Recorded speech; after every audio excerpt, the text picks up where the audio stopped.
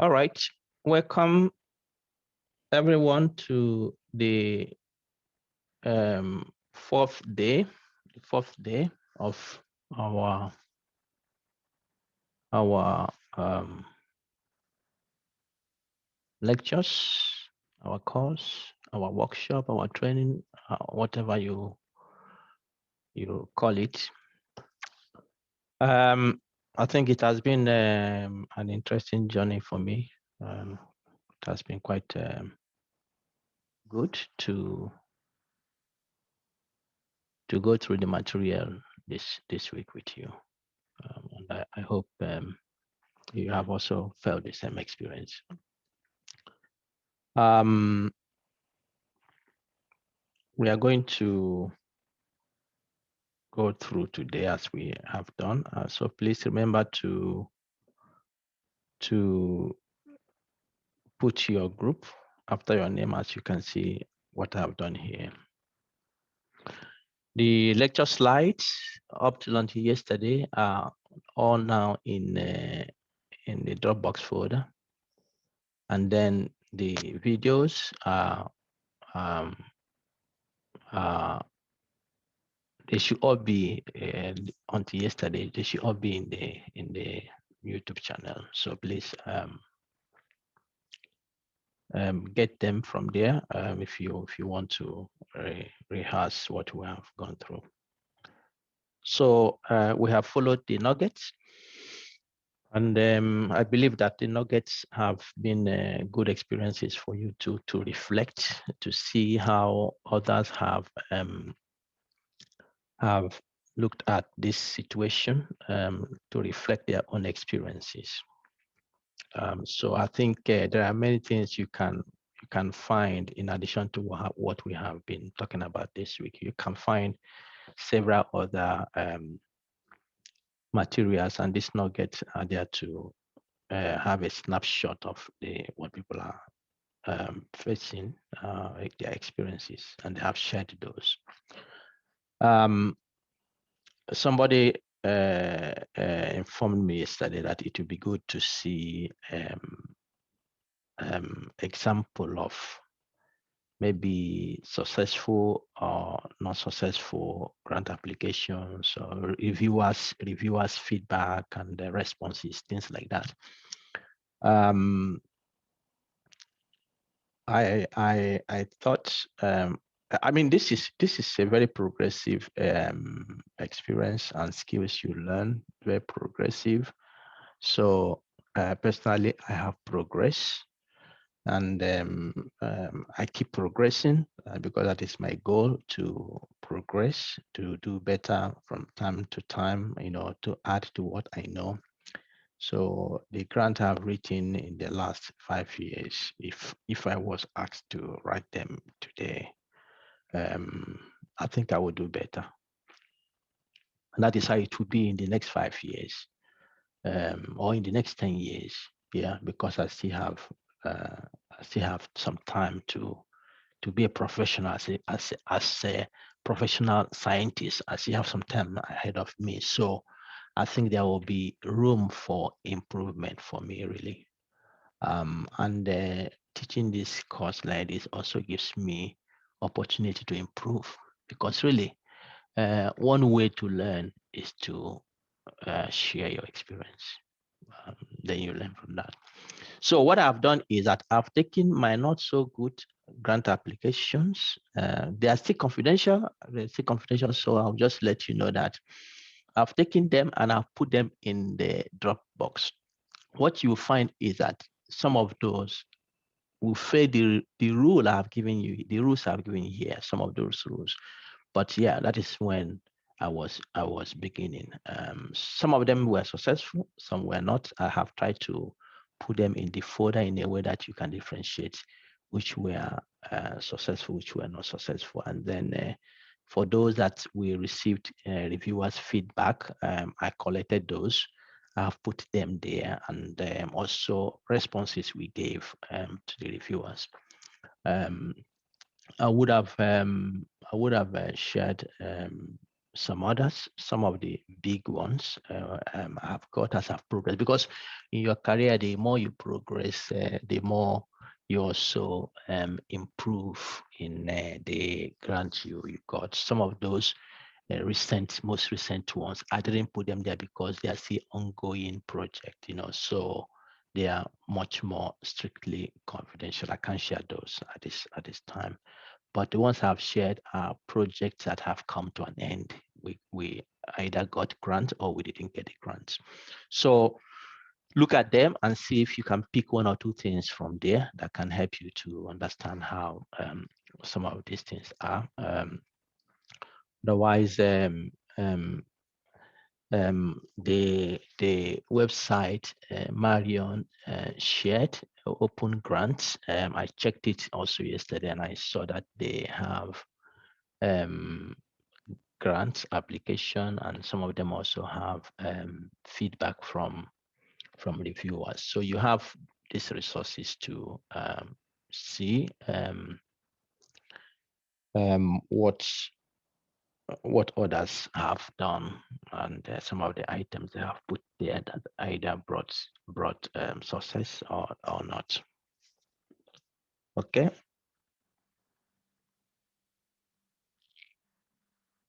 Oof. Sorry, this is not what I wanted. I will stop sharing this. There's another slide.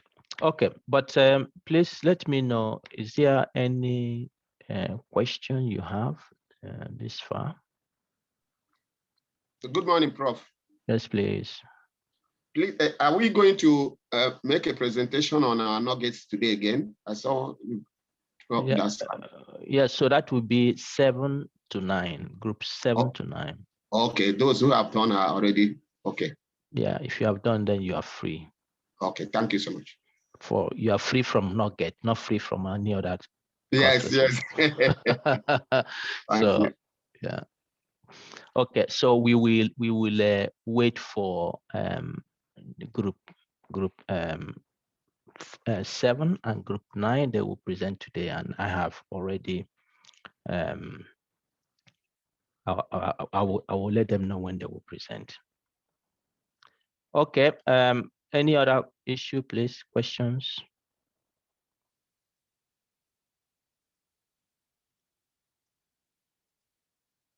Please ask while I sort out this.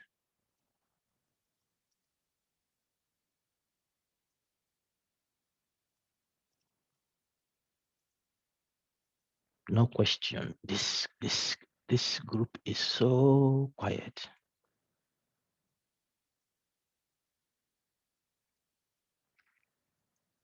Is everything okay? Everything going well?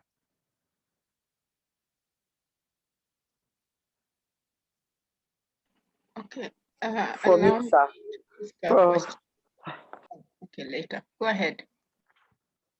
Okay, so Prof, I was saying when you said the group is so quiet, so what the thought that came to my head is, I've been rambling my head around the tax that has been given to us, looking at the aims, the paragraph, the things you gave for each of the paragraphs in the aim. So I feel that personally, I've been humbled by the tax. So I'm just looking at what you gave, trying to put things together so that I can be able to submit to my team member, my, part of the work. So that's one of so the things. you're still in the stage of reflection. Yes, sir. Okay. Well, I accept that, no problem. It's a good thing. Yeah. All the best as you struggle with these things. It's the same for Thank me. you, Prof. It's the same for me. I'm struggling. So when I was trying to do the project, I started getting confused. And for me, it's my first time. So I'm wondering, are we looking for a grant or proposing a grant that will help us implement what is in our heads, what we think the participants will need? Or are we asking for a grant to go and evaluate what the needs of the participants are. So I got stuck there. What's the difference between this grant writing and proposal writing in terms of aims? Thank you. The goal of the task for this week is to help you to have a hands-on experience of what we have gone through, or we are going through this week, for you to have this reflection. And it is quite encouraging when Adewumi said she's reflecting on how to go about these things. And then you, Marion, you mentioned that you're confused. Yeah, these are things I expect to come. And I wish you much more confusion and much more confusion, because it is from there you find your way out. Because if you have not done these things before, you can't just go through them easily. Even if you have done them before, it's still a struggle. It's still a struggle, okay?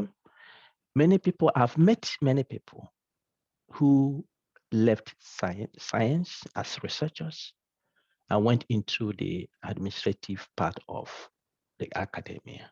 And one of their reasons is that I can't do the research. I can't do this. I can't really have patience to deal with this kind of situations. It's not my thing, you know. So it requires patience, and that is one of the things we are going to really talk about this morning. It requires some patience, but the goal of this task I've given you this week is for you to try to reflect. After this course, do you think you are in a position to begin to implement these things in your own work? Because my understanding is that you are taking this course because you want to implement the skills. Maybe immediately, maybe the next 6 months, maybe in the next 1 year, the next 2 years, the next 5 years, it doesn't matter. So a time comes when you will be able to implement them. Perhaps writing your own grants, or perhaps teaching the skills to others. Sorry. So then you need to experience this. It's not sufficient that you sit down here and I tell you all the stories I have in my head, and then you go back and then you say, wow, I had really nice stories this week, really nice stories.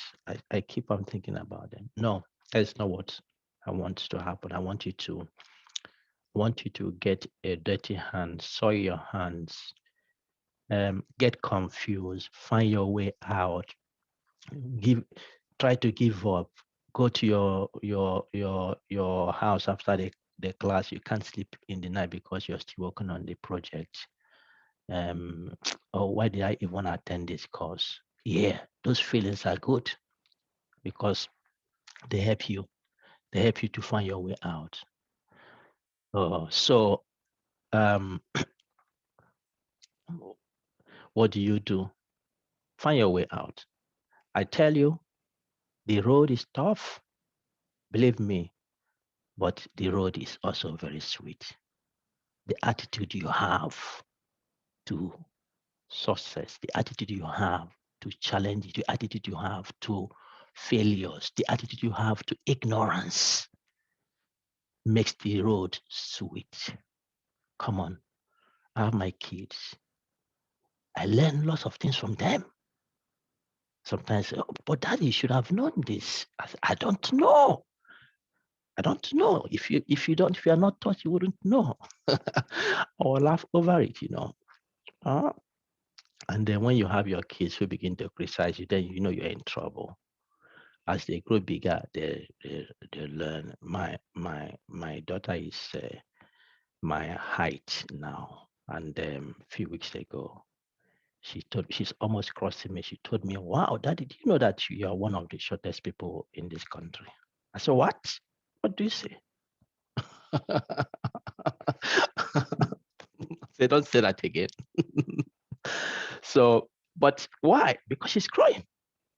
She was so small, but now she's growing, and now she's seeing things from different perspectives. And then you have to get those criticisms, of course. So you need to get confused. You need to go to the point, I will give up. But you come out of it. The attitude we have towards these things, very, very important. So the task I've given you this week is to push you to the wall. Try to do those things so that when this class goes off, you are not on your own. Yeah, you can send me email. You can make inquiries, but to an extent, I aim that you develop some independence that helps you to reflect on your own, first of all. I'm not asking that you have a perfect proposal by tomorrow. I'm asking that you try to implement what you have learned. Can you formulate a title for your project? Can you develop the aims page for your project? Can you describe convincingly to reviewers, to funders, the method you are going to use? Can you highlight the background and why what you're doing is significant enough to give you the money they have? Can you do all those? Can you reflect on the impact, the long-term effect what you're doing will have on the society in the field you are working? You're asking for money. Can you formulate the budget convincingly and justify it so that when they look at this, okay, we can support you in this? Those are very basic questions I try to pose to you this week. And those are the things I want you with the project I've asked you to do, to reflect on these things. But when I started on Monday, I said, it is possible that you end up making this project to the extent some of you can say, well, we have done good in this. Why don't we look for funder to submit this? Because those projects are to have impact on our continent. Yeah, if you get to that point, good. If not, if you meet the expectation for the cost, that is also fine, of course. That is the most important thing. So do your best, and I hope you are able to get through with this. Marion, I don't know if that helps you anyway in your question.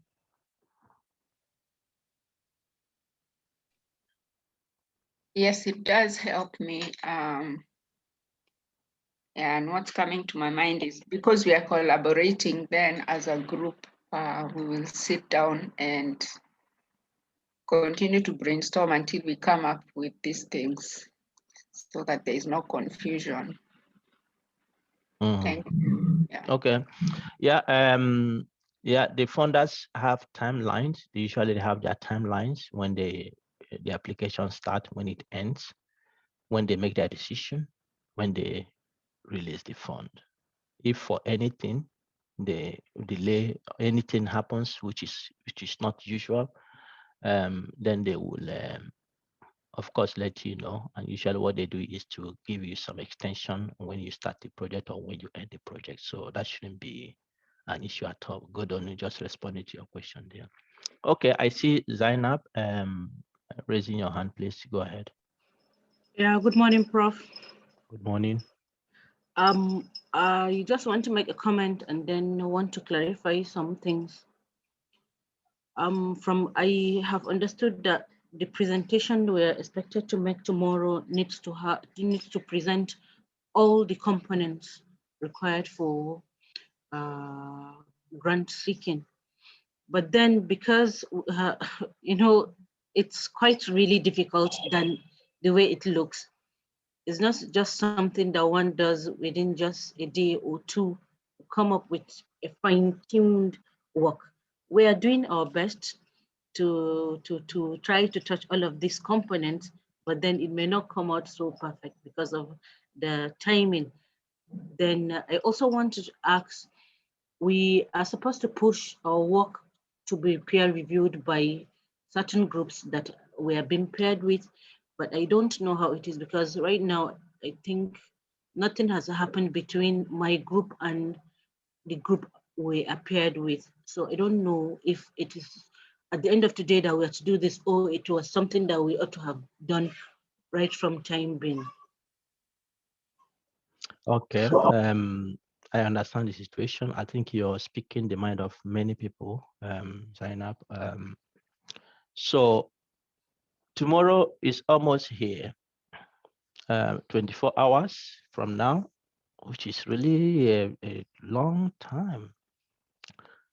Really a long time, trust me. I remember I had a course I taught in university in some years ago. I think two years ago, so, or 3 years ago, in Portugal.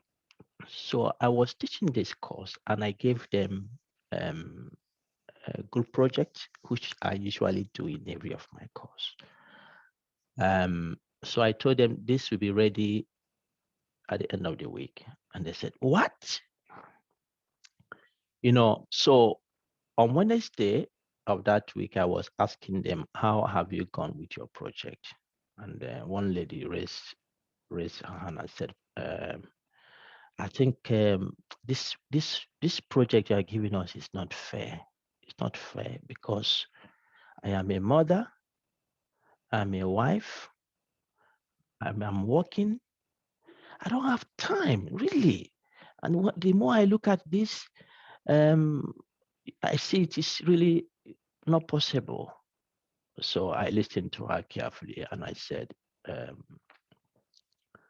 "What makes it that it's not possible? Because of all the things you have." Yeah, but having those things and struggling is what makes it sweet. She was not convinced of that. I say, yes. Where have you reached? What do you think you can do by tomorrow? I encouraged her, and I encouraged her group, and I gave them some motivation to move on. So Friday came. All the groups, including those who complained, made fantastic presentation. They finished the project, and then she came to me. She said, "Thank you." I think she said, "I think the eye we used to look at things may matter so much." And I gave you example of leadership course I attended where they gave us 30 minutes to do some task and this and that. But I understand your situation. If I were in your position, I would feel the same. But this is the way we are going now. Keep doing your best. Don't relent. Let's have our target for tomorrow. Don't give up about that. And then let's see where you get to. I don't want you to come tomorrow, sign up, and other people. I don't want you to come tomorrow. You're making your presentation and you're frowning. No, I want you to do it with smiles. I want you to do it with fulfillment. I want you to do it that, yes, this was good for me.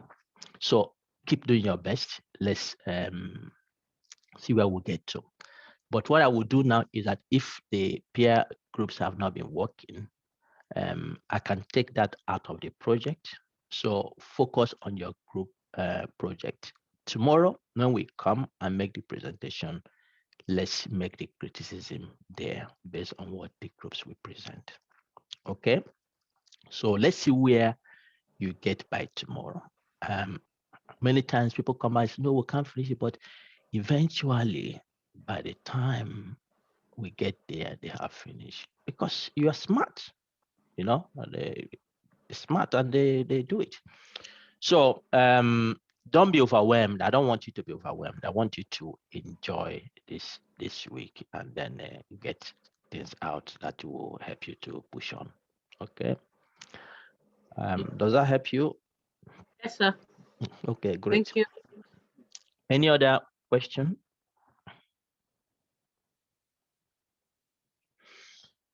Okay. I know some of you may be willing to continue kind of mentoring on what we have learned.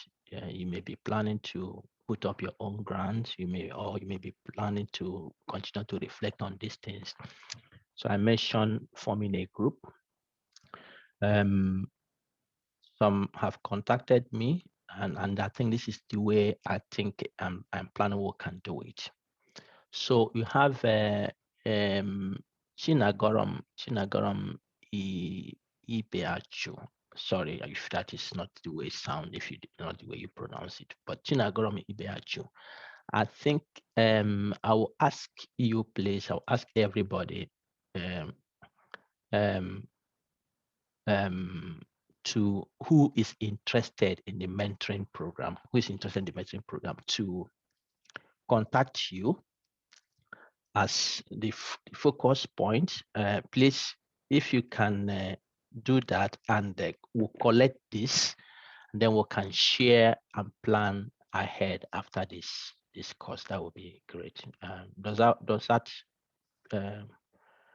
go well for you, Chinago? I'm sorry I didn't inform you earlier, but I think we can do it that way. It's all right, sir. I will do that. Okay, so if you can put your thank you, sir. It's okay. If you can put your email in the chat box, that will be helpful. So that if you are interested in that, please get in touch, let her know, and then she can compile things, and we can come back to you and how we can move on. Okay, sir.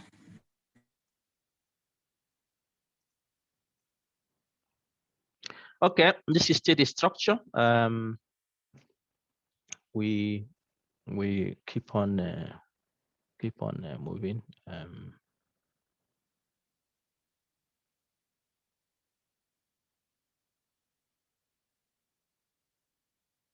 Yeah, so I think what I want is that Chinagoram will put her email, then you can send her because I see some of you putting your emails on the chat box. I don't know if she'll be able to, because the message keep coming quickly. So collect her email, then you send her email to indicate interest, then she can be able to collect it there. Prof? Yes, please, Prof. Is it for mentee or mentors, or is it all together? Mentees. I mean, everybody, all of us. I mean, the experiences here vary. There are those who are already in their very highest level of the academic cadre. I will be very happy if you can join to offer your experiences. I mean, that is the way we can do this. You know. I will. That would be great. Thank you very much. For me, I keep learning too, and I said on Monday, at the end of this course, I want to learn something, and I'm learning lots of things too, which I think I will take forward. So anyone is welcome to I think that is one of the things I will be presenting this morning. I think you'll be surprised with what I'm trying to do, but that is what I do. That is what I do. So bear with me. The direction the lecture this morning will take, but I will come down to where we are, and you understand why I have taken that. And some of the things that you are saying this morning actually are also motivation to work in the direction I plan to work this morning. Okay, so please join the mentoring program, and then we can I think we'll enjoy it, see how much we can help ourselves.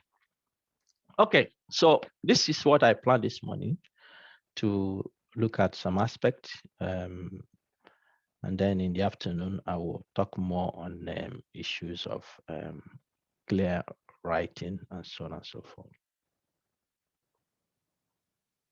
Okay. All right. Threats. The threat of success. So I want to ask you, if you are ready to speak, just open your mic, and or you just raise your hand and I will call you out. What makes a successful scientist? Have you thought about that? What makes a scientist successful? Perhaps I will stop sharing so that if you want to speak, put your video on, please do that. What makes a successful scientist?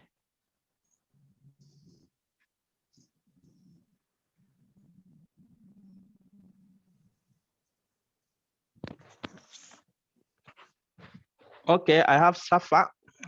Please go ahead. Unmute yourself.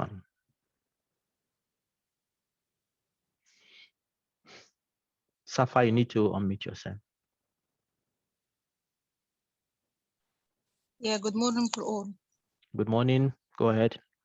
I think the scientist to be successful, he must have for the first time wide knowledge base, have such skills, technical and professional, some to be ambitious and up to date for his knowledge and skills, to continuously competitive with with every chance to be uploaded and up to date all the time.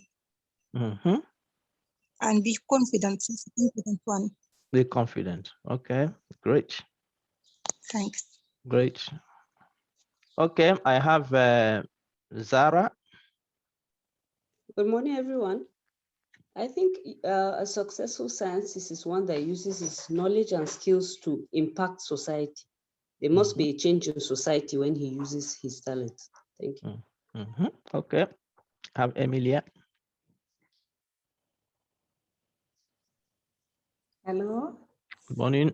Good morning, Professor. Good morning, colleagues. I think that to be successful, I think that first we must believe that we are the one who can make a difference in the society that we are living. And we must have, I don't know how to say it exactly in English, open minds to learn always, because there are too many things that we don't know, and we must be able to see that, yes, I must stop and I must get some skills in some areas. And we must, even being a wife, even being worker, even being a daughter of my patients, even being a mother, even being a friend of my friends, I must know that I must find time to do what I believe that I can do. Thank you. Thank you. Great, great. All right, I have Uchewaji, Josiah. Good morning, Prof. Good morning. Yeah, and good morning, all. I want to say that beyond the scientists' knowledge and skills, the ability to communicate those skills and create impact in the society makes a scientist successful. Thank you. Thank you. Okay, I have Professor Babarinde. Please go on. You're muted, Prof.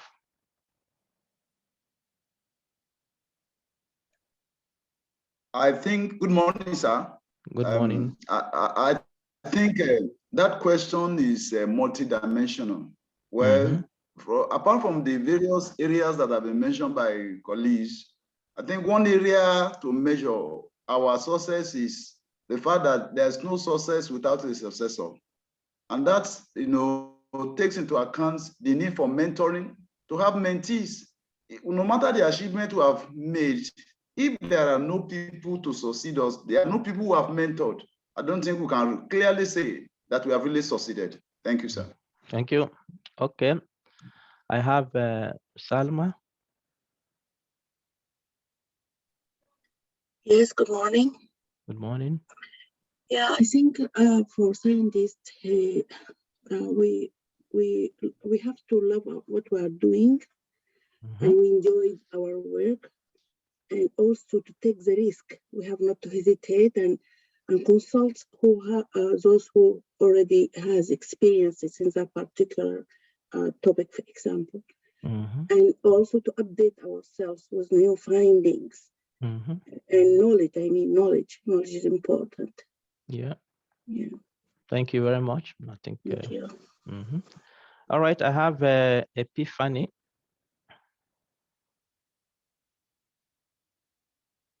You're muted, so unmute yourself. Oh, sorry.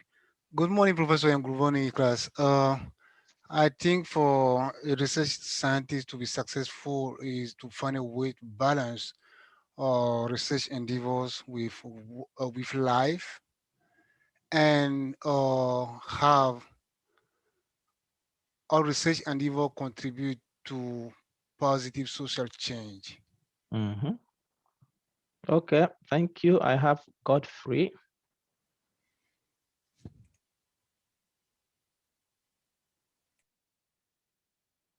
Godfrey, please unmute. Yes, good morning. Good morning. I think for successful science, one needs to use all that knowledge to be self-aware, build confidence and trust in what he is doing, and use that knowledge, share the skill to change lives. Thank you. Thank you. Okay, and then I have Kia. Yes, good morning, everybody. Good morning. Yeah, I agree with the previous speakers that we need to think of ability of an individual for the success. But also we need to think of environment surrounding the successful scientist. And they see the great challenges for developing countries, because the environment surrounding a successful scientist needed to be created by either by the government, because we need to have policies that could nurture the environment for it. In Africa context, many people wish to be a great scientist, but the environment to demonstrate their ideas is a little bit challenges, and that is why people they remain with their ideas without even being shared to the community. So, in summary, I can say, toward a successful scientist, we need to think of ability of an individual, but also we need to think of environment which is appropriate to nurture this successful scientist. Thank you. That's great. Thank you very much, Kia. I think the point you have made here, it is not only personal trait, but also where you execute your profession. Yeah, we can't argue with that. Okay, I have Dorothea. Then after that, Felicia will speak. We'll continue. Right. Thank you very much for the opportunity. For me, I think a successful scientist is one who is tough and resilient, because every scientist will have a goal to achieve. And to achieve these goals, you realize there are lots of obstacles. So the ability to stay tough and sort of bounce back in disappointments, during disappointments and all that, will help you achieve your goal, and that is what will make you very successful. And that counts through your individual abilities, the people you interact with, so it's a network. And some of these networks sometimes will disappoint you or put you on the edge, but you should be able to stand tough and fight back and stay firm to achieve your goal. So that's what I would say a successful scientist is. Great, Dorothea. You looks like you're tough. How tough are you? I'm not that tough. You're not that, okay. I'm still learning. I remember last year there was a grant that came up for women to apply. I've applied for this grant 3 times and I didn't get it. I emailed them for reviewers' comments. They said they are not supposed to give me any comments. So I said I was not going to apply again. But then a colleague told me, oh, there's a friend in my institution who applied. This is her 4th time and she got it the 4th time. So I said, oh, great, then I'm going to apply. So she taught me some toughness. So it means that, as the first person said it on the first day, you really have to fight. And so this is what I'm learning from this course. You really have to fight. Great. So you win. Thank you. Great. Yeah, that is quite important. I think I like that perspective. You have to be resilient. And I see some comment coming here saying learning from failure. Because, when we define success, Felicia will come to you soon. Okay. When we define success, we think it is an equation, success minus failure. No, but really, success is doing it well and doing it bad together. It's together. So sometimes it goes well, like Dorothea was saying. Sometimes it doesn't go well. Failure is part of the definition of success. Otherwise, really, we shouldn't be in this world we are living. We shouldn't be here. We should be outside. So failure and disappointment and the roadblocks are part. But what Dorothea has said, being resilient makes you to make a difference. That is what makes you to make a difference. And if you go across the world, look at revolutions that have happened, changes that have happened, it required somebody who is tough and resilient. It's not exclusion of failure. And sometimes when I teach this academic writing, which will come in, I think, October or November, we'll come back to that later when we settle on the date. I teach that, you pick a journal article, for instance, from New England Journal of Medicine, which is the toughest journal in medicine. You pick it and you read it, say, wow, this is sweet.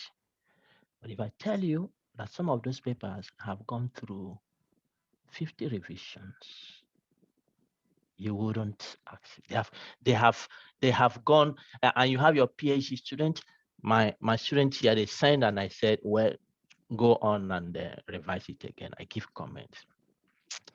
One experience I had some time ago, I had a friend who was studying in the US, and then he used to contact me sometimes. So one day he contacted me. I was saying, Bright, I'm so discouraged. I'm so discouraged. I'm not happy. And I was asking, what is the problem? He said, look at my supervisor. Every time I send a paper to her, she comes back with red marks. And I try to improve it and see more red marks comes. When would the red marks stop? And I laughed. I said, well, your supervisor is good. He said, what do you mean? Your supervisor is paying attention to your details. And that is what will make you better. I mean, I don't know how you feel. You send it, your supervisor comes back without those red marks. It is those red marks that make you a better person. You will learn some of them. Some of those things, you learn them consciously. Some of them, you learn them unconsciously. But altogether, our disappointments, our failures are together making us successful. And that resilience you have will take you to that level you're in for. Okay, let me allow for Lucia to speak, then I will make my presentation. Okay, good morning. Good morning. Good morning, sir. Although most of what I wanted to mention had been mentioned, especially by Dorothea, but I just want to also add that a successful scientist must be determined and also have a focus, not allowing external factors to discourage or hinder him or her from fulfilling that which he should have a set mind and focus on what's the end result, the end point. With that, being dogged, being determined and focused, not allowing failure or challenges to discourage along the way. Thank you. Thank you very much. Thank you very much. I appreciate everyone for all you have said. They are just exactly what I wanted to present, but I wanted you to reflect on this, because sometimes you are pushing and pushing, and they are pushing. You think, it's not working my way. It's not working. It's not working. It mustn't work your way. It may also work according to the system. I think it was key. I mentioned the environment. So you need to understand the processes that are there. You need to understand where you are. You need to understand whether you're doing it the right way. So it's very important. And you may ask, how does that relate to what we are talking about this week? I will come back to that. It has a lot, and you can see what you come at. It's not easy. I'm confused. I am that. I am that. I am that. Yeah. Then when you are in that level of emotion, there are certain things that will begin to make you to live above those emotions now, and you begin to look at things in that is those ingredients of success. Juliet, do you have a quick thing to say?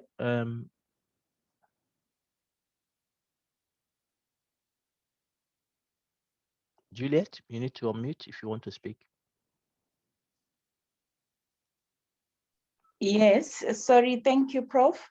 I just wanted to say your question actually triggered quite a number of questions in my mind, because I then asked myself, who in this case is a scientist? Do we have a singular definition of that term? And me from the human sciences, am I a scientist? Here I am attending this Frontiers Science seminar. What does this mean to me?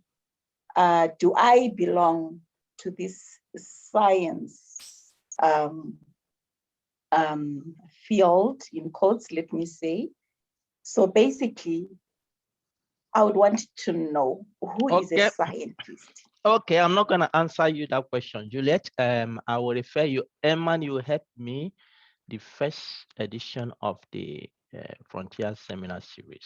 That was the question. This question you're asking. So, Juliet, if you have not listened to that, Eman, if you can put the link there, so that Juliet can take her time, and every other person. In fact, the question on that edition was who is an African scientist, not just scientist. Oh, okay. Yeah, and Thank then so I mean it covers everything. And then I made a presentation on that edition, and when I started by giving them a poll questionnaire to respond, and there I listed, and this question, Juliet, you're asking, I asked them, I said, who is a scientist? So they should choose there. And there I put things like pastor, I put things like carpenter, I put things like engineer, I put things like medical doctor, I put things like market woman and things like that. Who is a scientist among, who is not a scientist among this? And the answers were quite interesting, really. But if you want to hear my perspective, Please let's watch that edition. I think it will be clear. I didn't give a yes or no answer. Or I didn't make a list of who they are, but I made reflection so that we should be reflecting on that, because many times we have moved definitions to, separate people. But if we see this world we are in as a place where we come for self-reflection, to experience what is here, to discover, and that everybody has the ability to discover, whether you're a pastor, whether you're an engineer. When we see it in that way, I think it begins to influence the way we see certain definitions. Then who is a science? If science involves discovery. So let me not go too far into this, Juliet. But I think if you watch that should be helpful. And perhaps if you do it before tomorrow, we can somehow raise the discussion again tomorrow to see if it's helpful. Okay. Some traits. If you read this is from the Science magazine, and Science is one of the top journals in science as well. So sorry, it's 1D. He outlines certain things which I think are quite interesting, and some of you mentioned this. I think Sama was the one who mentioned passion. That is the toughest. That should be the toughest. The toughest trait you should have. If you do not have passion, please think about it again, and that you all have maintained coming here since the beginning of the week. I see the passion, really. Maybe the passion to hear these nice stories. I'm telling you, maybe not so nice, but I think they are nice stories if you really want to hit high, because this is a big obstacle for many career, getting money. So passion needs to be there. Without it, it is difficult to succeed. If you don't love what you're doing, goodness me, it is difficult. So passion. Yeah, some of you have written persistence, and we have never say never. You have some people say you have a tough skin. Never give up. Attack the same problem over and over, and I think I will add more, over and over and over and over. Dorothea, 3 times is not enough. The colleague I told you, and I've been mentioning, he has tried 4 times, and what he ended up, contextualizing, he said was that they don't like his face, but they have never seen his face, So we can make excuses, but try it from different angles, then you begin to see a clear picture. That is the world we are. If we have all the answers when we are born, then we would have maybe making ourselves, putting ourselves in trouble. But we didn't have the answers. We are coming here to discover, we are coming here to learn.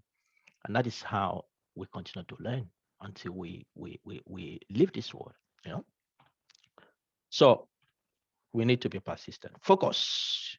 And David calls it missionary zeal. You know what that means? Such a commitment that goes far beyond the norm. Such a commitment that goes far beyond the norm. If you want to succeed, if you want your department to succeed, if you want your faculty to succeed, there are things you would do and people will hate you for it. There are things you would do and people will not like you. People will separate from you. But I tell you that, there are those who are born ahead of their generation. There are those who are born ahead of their generation. They see things today that others who were around them will see in 20 years' time. Those are the change makers. And when they see these things, they focus on it because they know they have already seen the end from the beginning.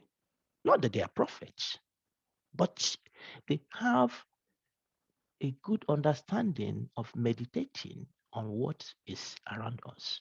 And they use that to develop a motivation and a focus of where they want to go. So, commitment that goes far beyond the norm. You need to do things that are extraordinary.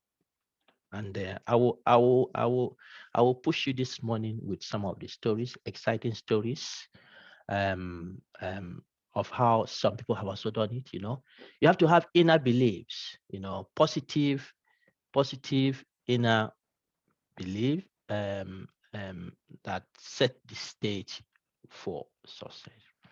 Successful scientists believe in their work and they have a mental attitude that things will work out for them.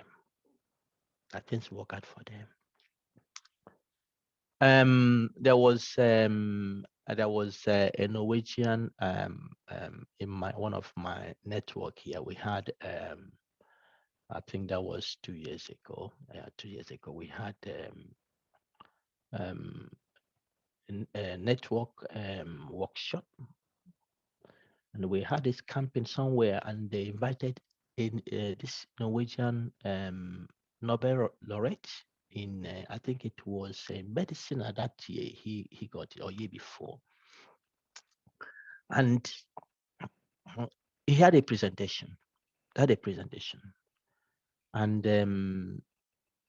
he was saying, because he has published in the top journals, he has discovered things, he has made impact, And so when he was making that presentation, it was, wow, goodness me. And what was he saying? He was saying that all he has done in the last 20, 25 years has been in the same lab, doing the same experiment with animals, doing the same experiment. But what happens is that he keeps, he tries to do things in different ways to see what happens. He keeps getting results that amazes him. So he just sits in one place, the same chair. He has been there looking at this object, and he discovering. And when he discovers, he publishes. And this becomes, wow, look at this guy, what he found. We have been thinking about this for a long time. That is what he has been. And said he was on summer vacation outside his country. And that was the period where they select this Nobel laureate thing in Oslo and Stockholm here. And he got a call. He said that they want to see him. He said he's outside the country. I said, this is urgent. So I think you better plan to return because we need you here. And that was when they announced that you have been voted this year. So what? This is impossible. Yes, of course. That is what it is. They believe in their work. They focus. They're persistent. And they have passion. So we have gone through the grant writing this week. It's good that you go back to, re-ginger yourself with these attitudes. These are very, very important attitudes to keep on pushing, Flexibility, they look at the problem from other directions. No, don't give up. Don't say, well, I've tried, I can't. No, look at it. You see, Dorothea, just to encourage you with your application, take that piece of application. After this course, take it again and look at it. Next week, take it again and look at it. If you have 3 months, just maybe once a week, and you see, you will discover opportunity to refine things. So be flexible. Don't be strict. No, I have done it and I think, no. If those of you here who are professors, depending on when you had your doctoral thesis. Mine was almost 10 years ago now. If I don't even want to look at it, except the title, I don't want to look at it. I ask myself, did I write this? Wow, no, this is so take your thesis and you see that you will keep it back because you have grown and you can see things better. That is life. Of course, we have to produce those things. But the point is that you need to allow yourself to have this inner growth, flexible, reflect, and to improve. Network, yes, network. Successful scientists are not afraid to reach out. And that is why when I mentioned this mentoring thing, when I grouped you together, when I formed this group, and I told you from the beginning, one of the fruit you should achieve is that you have formed an alliance, you have formed a network, you have formed a network. So please use the opportunity well. Use opportunity well. It's very, very important. Okay, connect with other Africans. From the courses we have taught in the past, we have seen how this is developing. It's a good thing. The Frontiers Initiative Seminar Series is a good thing, bringing people together. That is the way we should do it. Not Nigerian Ghana, oh no, we are the same. Let's cut those boundaries to see how the same problem that are affecting you, affecting me, how we can bring our solutions to it.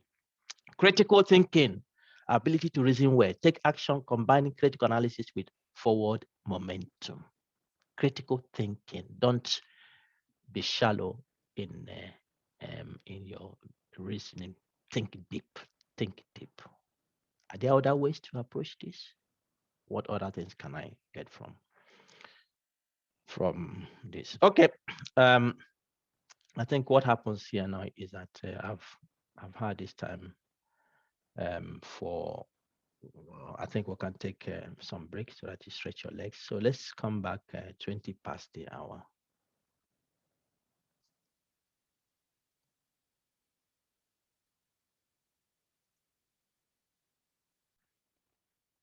Okay, let's go on. Let's go on. I hope you have been able to stretch yourselves.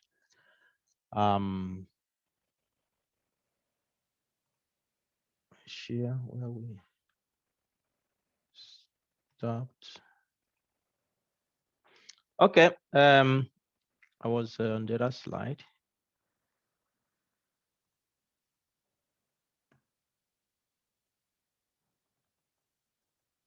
I've talked about some of these traits that we need to continuously reflect on. Let's continuously reflect on this. I don't think we have so much excuses to fail. And then there are some other ones that we can also continue to think. Do you all hear me? Yes, Prof. We can hear you. Great, We can great. hear you very well. Yes, please. Yes, please. Okay. The issue of failure I've mentioned, the issue of ignorance, these are important. You know, these two things can be really an impediment, barriers for success, for growth. When you think that failure is a bad thing. And in African culture, we have such kind of cultural, we have cultural aspect to this, you know. We have cultural aspect. So we see failure as something bad. Of course, there are people who do not take life the way it should be taken. Of course, if you do that, you automatically not get what you're supposed to get. But whether you're doing the things you're supposed to do in the right way, failure is also part of the process. And why it happens is for you to learn. And whether you are a Christian, whether you're a Muslim, whatever religion you are, it is not everything that you ask God that you get. Yeah, it's not. Sometimes it's not given to you for you to also learn. It's not everything my kids ask me that I give them. I have to evaluate whether it is good for them. And they learn from that. We have interaction about that. And they learn that, okay, it's not time. It's not time to have this. Or I will give it to you. I'm not actually going to give it to you at all. And we have interaction. And they learn that. So it's not everything you target, you get. There are rooms for failure, and then we should deal with those. Ignorance. Yeah, this is a big one. It's a big one. Ignorance. Many scientists are proud. That is a fact. Not so only scientists.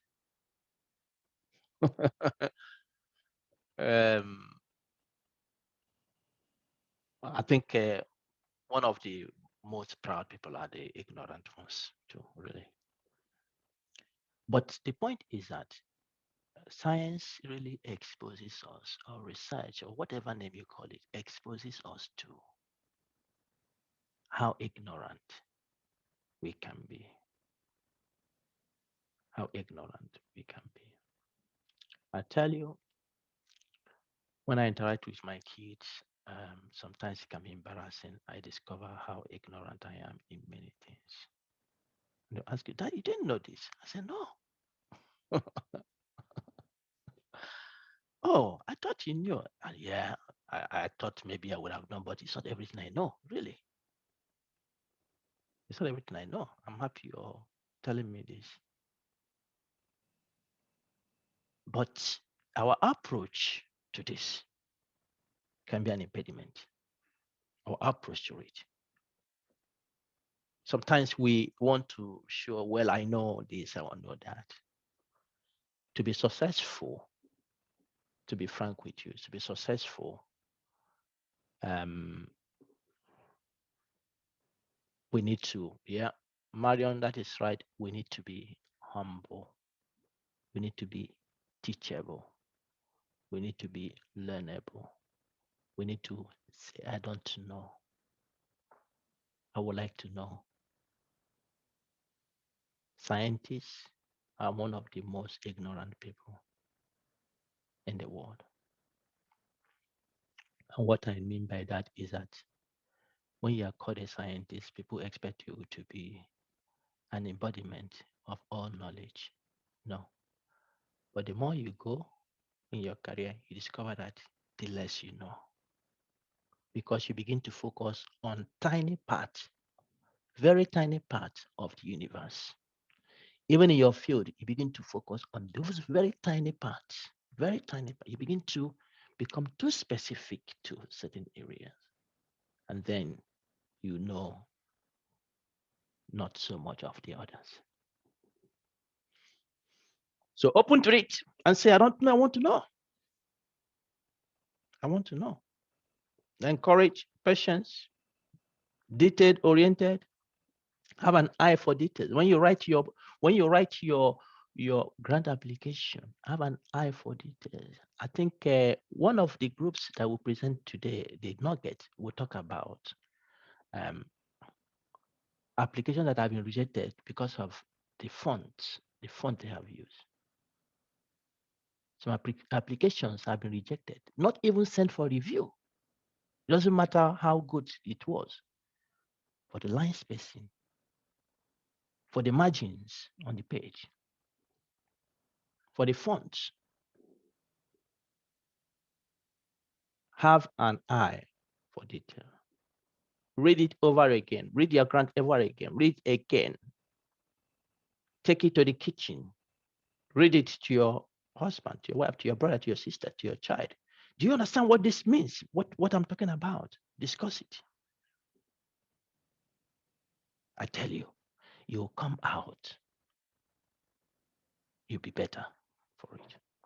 I didn't say you should take it and be following your husband or your wife around. No, have time for your family. But I'm saying that you have opportunity to learn, to expose yourself to learning. Those are some of the things that define success. You see, all I'm telling you, I'm saying them because my own experience has taken me through these directions. Curiosity, failure, ignorance, developing patience, having courage. One thing is this, this part of the world, and many of you are in Africa. And sometimes you can admit, well, I wish I'm this guy. I wish I'm this guy. But it's not easy. I tell you, it's not easy. I have a colleague who's an African American, and she has left US and moved to Africa for good. And then later she said, Bright, wow, it's so beautiful here. It's so nice. Goodness, why didn't I do this long time ago?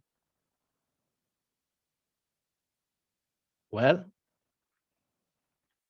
you wouldn't understand why she's saying that until you leave it. So we need courage. Those of us who are here, we need courage. The expectations we have in this part of the world is high. For instance, you have a post, people need to apply. And this part of the world, and that is how it operates in every nation. If you have this post and then you advertise it, you will always, first of all, want to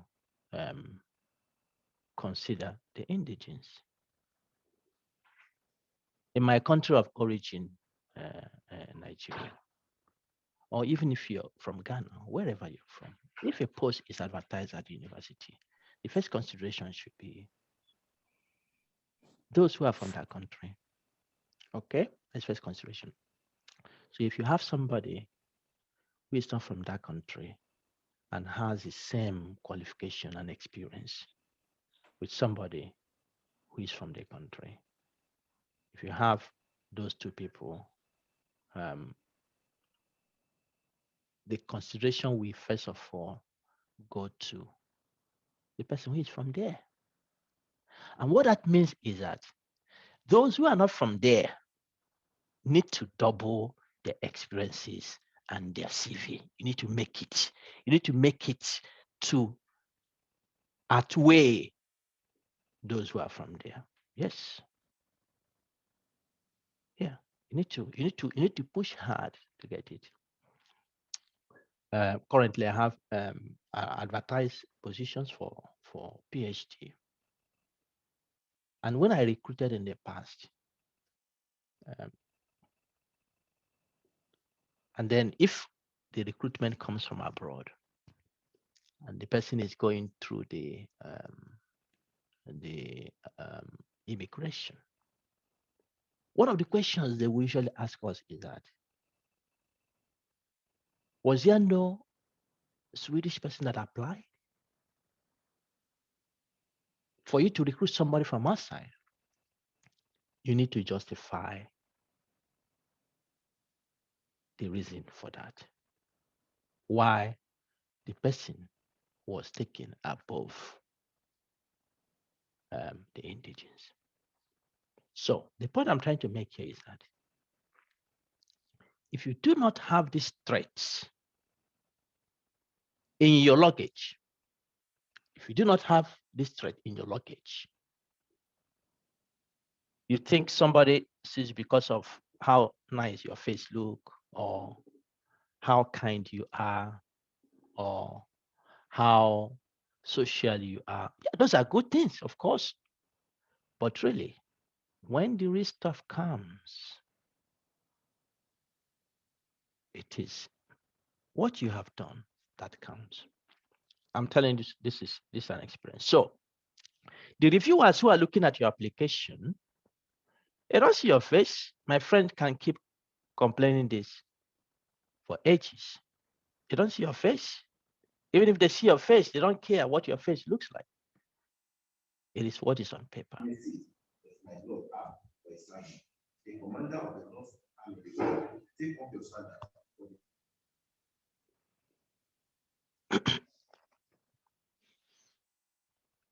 Please remember to mute if you're not speaking. So these are very important characteristics, very important issues we need to consider. And I believe that I'm getting through to you really. And this is very important for especially those who are young in their career trajectory. In this group we are here, and the professors here who have gone through this, they will agree with what I'm saying because it is true. But I still want to emphasize this again: passion, passion, passion. Why do you do what you do? Have passion for it. Have passion for it. Leave your home, going to your office with hope, passion. Yes, it's difficult, but I love it. Passion for it. One of you was asking me yesterday,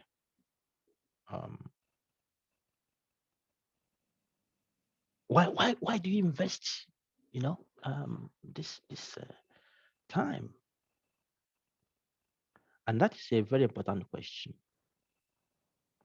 because now I take 1 week off doing these courses. 1 week for my own work is, I have emails now. Looking at my emails now. This morning when I saw my email, I have, let me see. Yeah, this is 436 emails now. I have not replied, 436.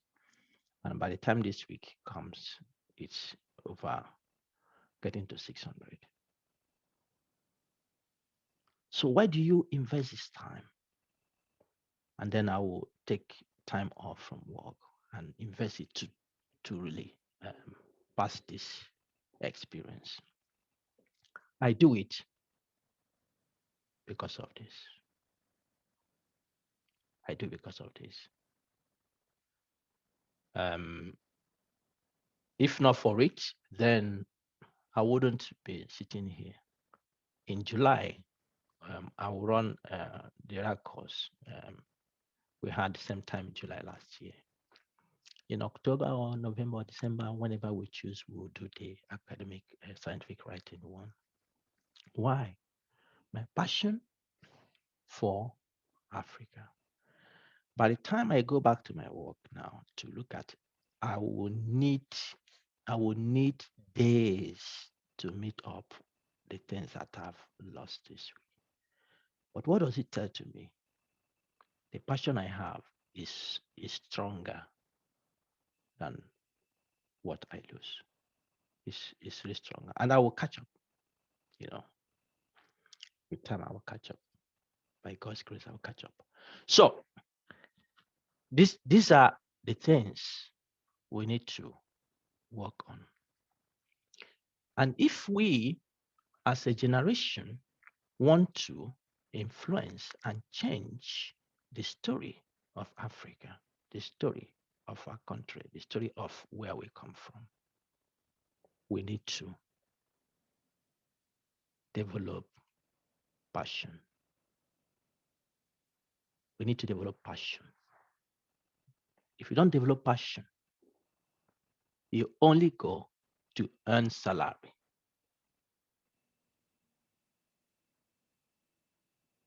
And that is not a story that you should have for yourself. You should have passion. And so in your great writing experience, you should have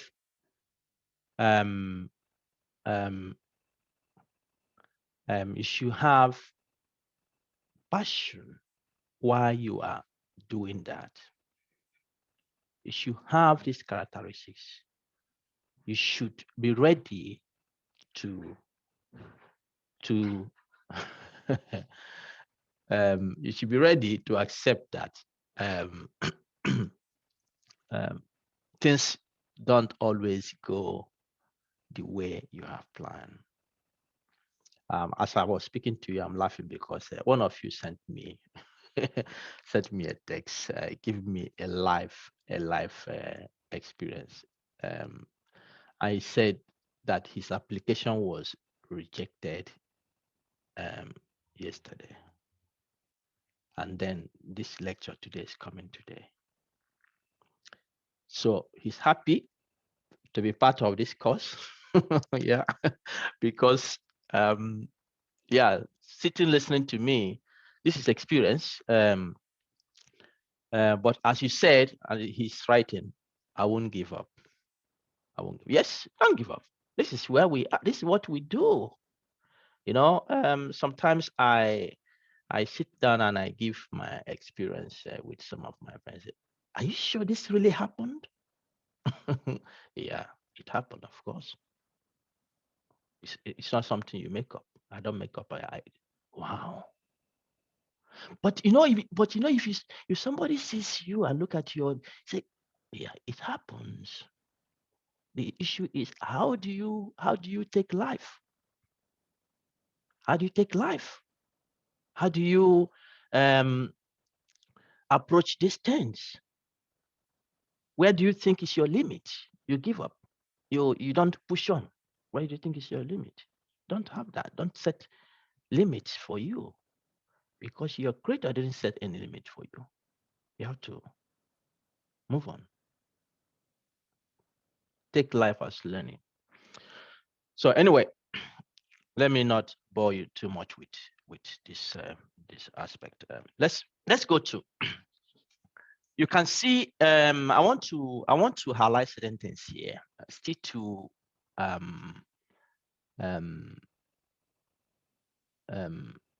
emphasize the things I have talked up to this point, and I will put it together in relation to the grant issue we are talking about.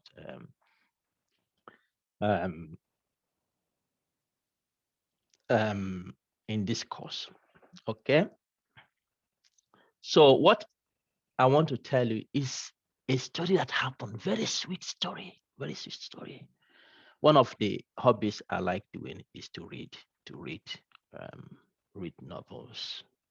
Those novels, of course, that I permit in reading, and to read some books that share experiences, motivate my going out and read them. So I got this book last year and I read it, Atomic Habits. You can look for it. It's written by James Clear, Atomic Habit. And what he's trying to do is some of those aspects of our life we easily ignore. Some of those aspects of our life we ignore. Many times we are planning to do big things. I want to achieve this. And his point is that really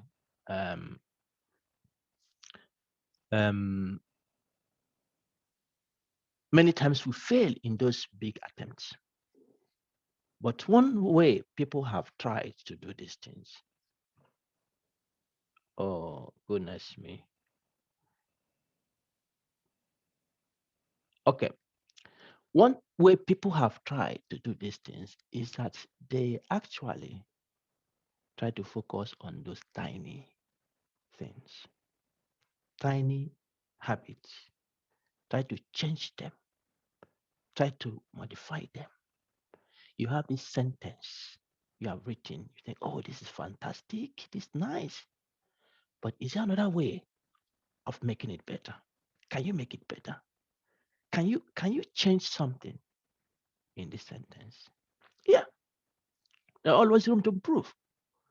And so focusing on those tiny habits and dealing with those tiny habits, by the time you put them into accumulation, you aggregate them, you see they become big things. So the story I want to tell you this morning is the story of the British cycling. You know, they have Olympics, they have competitions about cycling, you know that. And it's a story of Sussex Revolution. For over 100 years, James Clear was describing this story. He says that the British Cycling Group has been working on mediocrity, because during this course of over 100 years, only one gold medal in the Olympic Games they have won during this period,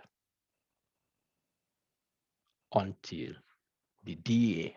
The DA was 2003, when David Brailsford was recruited to supervise this group. And that was a change that brought revolution. And talking about revolution, we can do it together for Africa too. Believe me, we can do it together for Africa. As we have gathered here, 100 people were recruited. Not everyone has joined. I don't know why some didn't join. But if I look at, we are, let me see, this morning, I think we have been a little bit above 60 in the past days. We are too much even to start change, positive change, to write a story in the annals of history of Africa. We are so much. But this was one person. Of course, he didn't do it alone, but ideas changed the world. Ideas changed the world. And it got to the point during this period, said that some top bike producers in Europe refused to sell to the British biking team, because they are afraid that the failure they have had will discourage other customers they have. You can understand that. Until David Brailsford came. What did he do? He changed the trajectory. He changed it. And he focused on what we're talking about here: aggregation of marginal gains. And for him, he defined it as searching for a tiny margin of improvement in everything you do. Searching for a tiny margin of improvement in everything you do. Oh, this is super. If you want to succeed in your grant, if you want to get that money, this is so important. It's so important. And I gave you, for instance, a framework for writing the EMS page. If you don't have that framework, you think when they say, okay, what is the aim of you put down things. But what happens is that framework brings your grant application as a story that is powerful, a story that is convincing. But that is not all the story for you. That framework, can you improve on it? Yeah, it was made by human beings. What you have written today, can you improve on it tomorrow? Yes. Search for those tiny margins, and then you will see how much this can take you.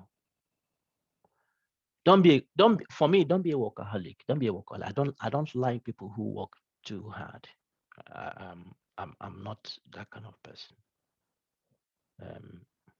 I get my time for the other things I need to do. Get your time for your family, enjoy it. Don't be the type you're there with your spouse and, oh, I'm thinking about something, just wait. When it's time for you to do your work, do your work. But one thing I've discovered for myself, I mean, this may be different for everybody, is that nature gives me huge inspiration. Nature gives me inspiration. So I reserve 2 hours every day to walk in nature, 2 hours in the morning, and then when the day is over, I walk. And by the time in the morning I walk for 5-6 kilometers, goodness me, you see things going on in my head. In the evening I do the same thing, and then I have a direction.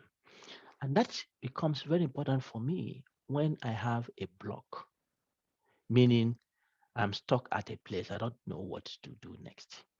I don't know how to improve this. I just go out. By the time I return, my head is clear, it's sharp.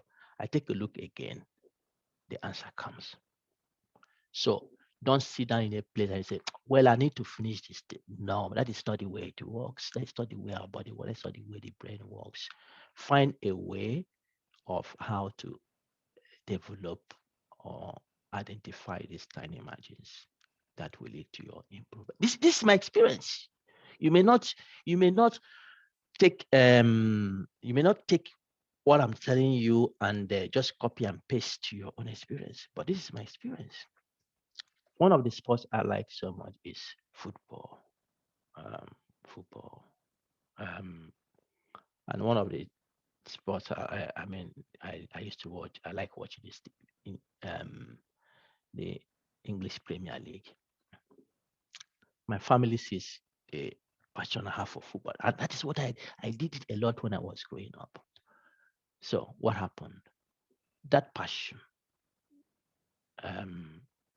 has has swept my wife. She got into it, my daughter, and so we are all supporting different teams in the English Premier League.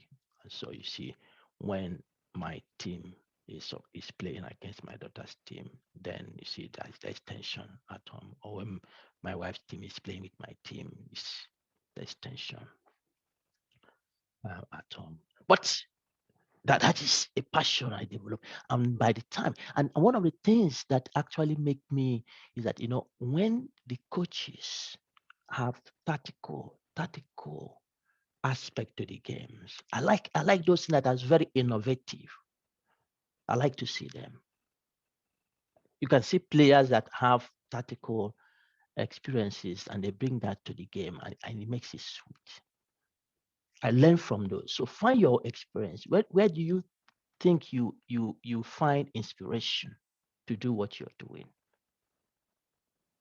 Capitalize on it to improve. Break down everything you do and start improving each, for instance, by 1%.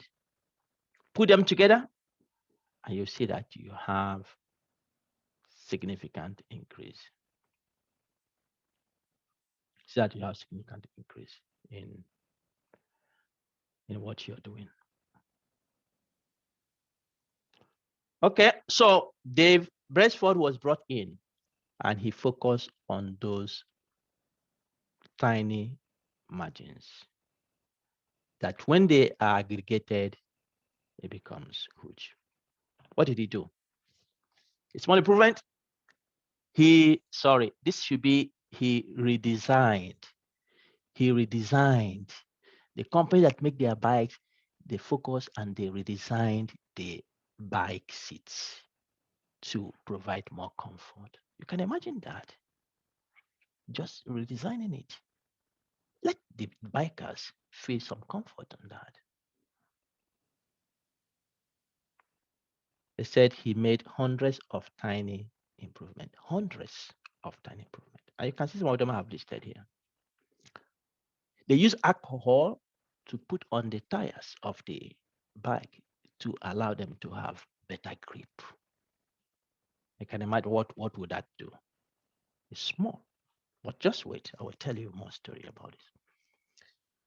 They use electrical heat shorts, the outside shorts they wear. They use the electrically heated shorts so that they will maintain ideal temperature. Okay.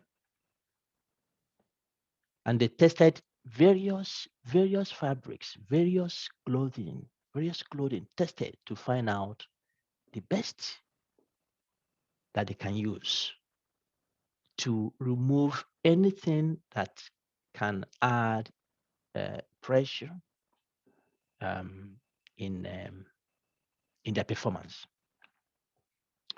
They said the outdoor riders to use the indoor suit because the indoor suit said they are lighter and they are more aerobic. They're lighter and they are more aerobic.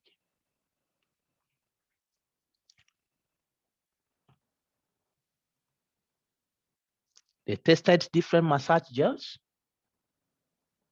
to select which of them gave them the fastest muscle recovery. They had a medical doctor to teach the riders the best way to wash their hands in order to reduce cold. They chose the right pillows and mattresses so they can have best sleep. They even painted inside of the truck of the team. They painted white so they're able to spot if there are dust anywhere. Dust anywhere.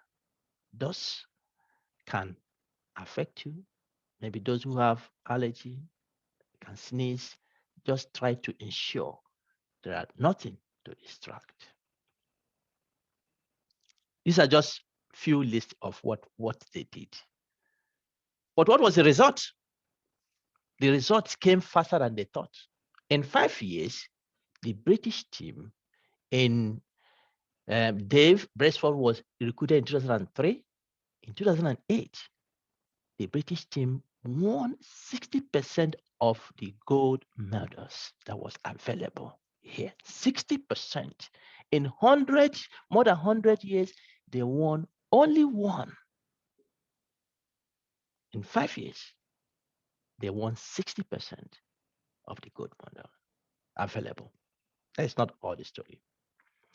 4 years after that, in 2012, they set 9 Olympic records and 7 world records. What it means that records nobody has achieved before. That's not the end of the story. Tour de France, they had 5 victories. 5 victories, which they have not had before. In 6 years, they had 5 individual victories. And of course, group victories they had. In 5 years, record they have not had before. So between 2007 and 2017, this 10-year period, they said they had 178 world championships they won, 6 Olympic or Paralympic gold medals, 5 de France victories. And today, across the world, this period has been known as the most successful run in cycling history across the world. So this is fantastic. And the point here is, you may ask, how does this relate to my grant application? It relates, and the fact is, it's not easy to produce a world-class application that will fetch you money. It's not easy, and we're all struggling with it. But in other areas of life, you can see people are thinking of how to improve. People are thinking of how to succeed.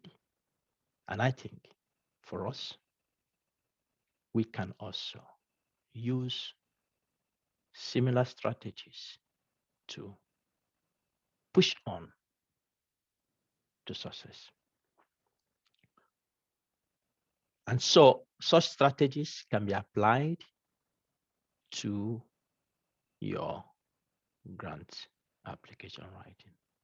Okay, before we allow Group 7 to present their nuggets, let me just give you opportunity. If you have something, question to say, please just feel free. Raise your hand and I will let you speak.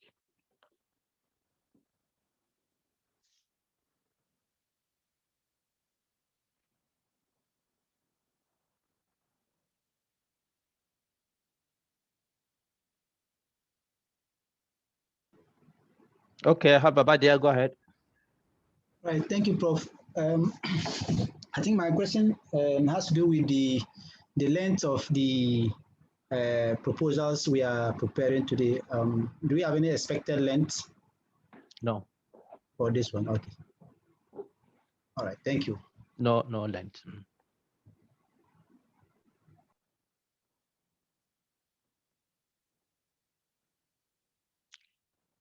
Any other person?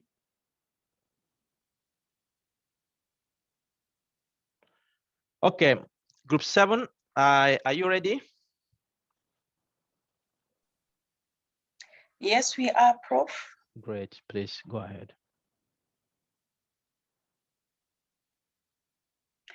Thank you.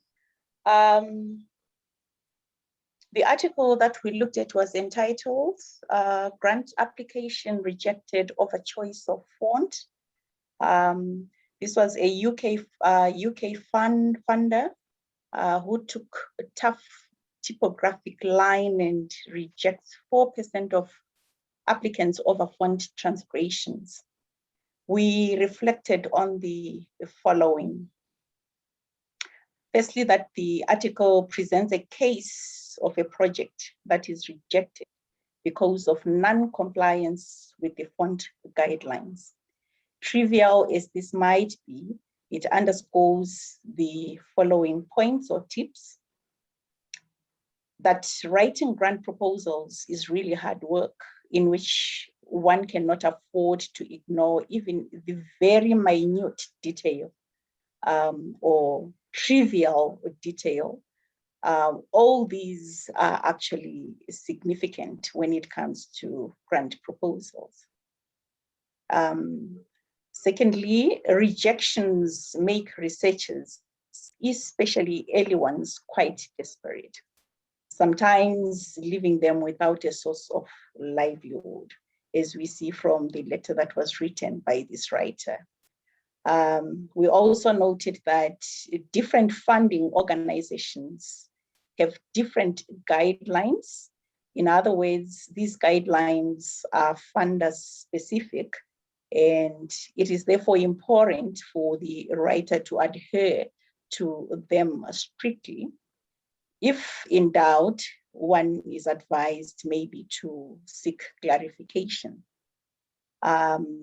We also noted that interests of funders constantly evolve over time. One should not rely on previous documents or experience. I think, as you rightfully pointed out earlier on, Prof, that one should be flexible. And without flexibility, when one remains fixated, you will hit a wall. As such, the grant application must be tailored to the right funder. And we also noted that each funder has areas of priorities. In this task, rules on font use was a major priority. This means funding institutes have clear rules on the writing style and font, and these must be strictly adhered to.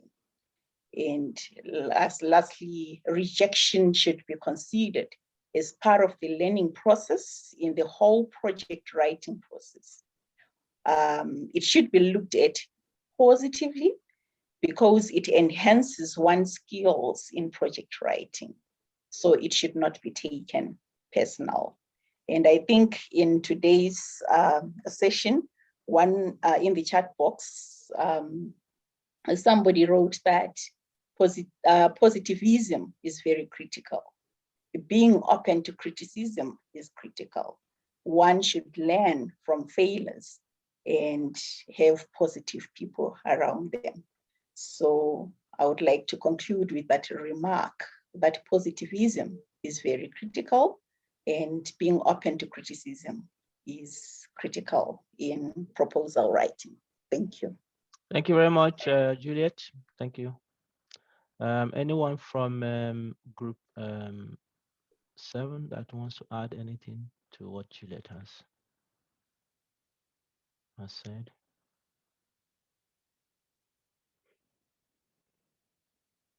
Or from the other groups, please, just feel free.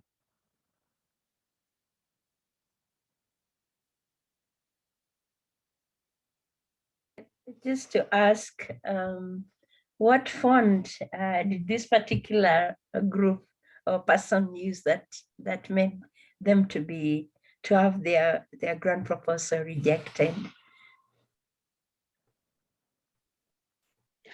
The writer had used Calibri and they wanted Arial.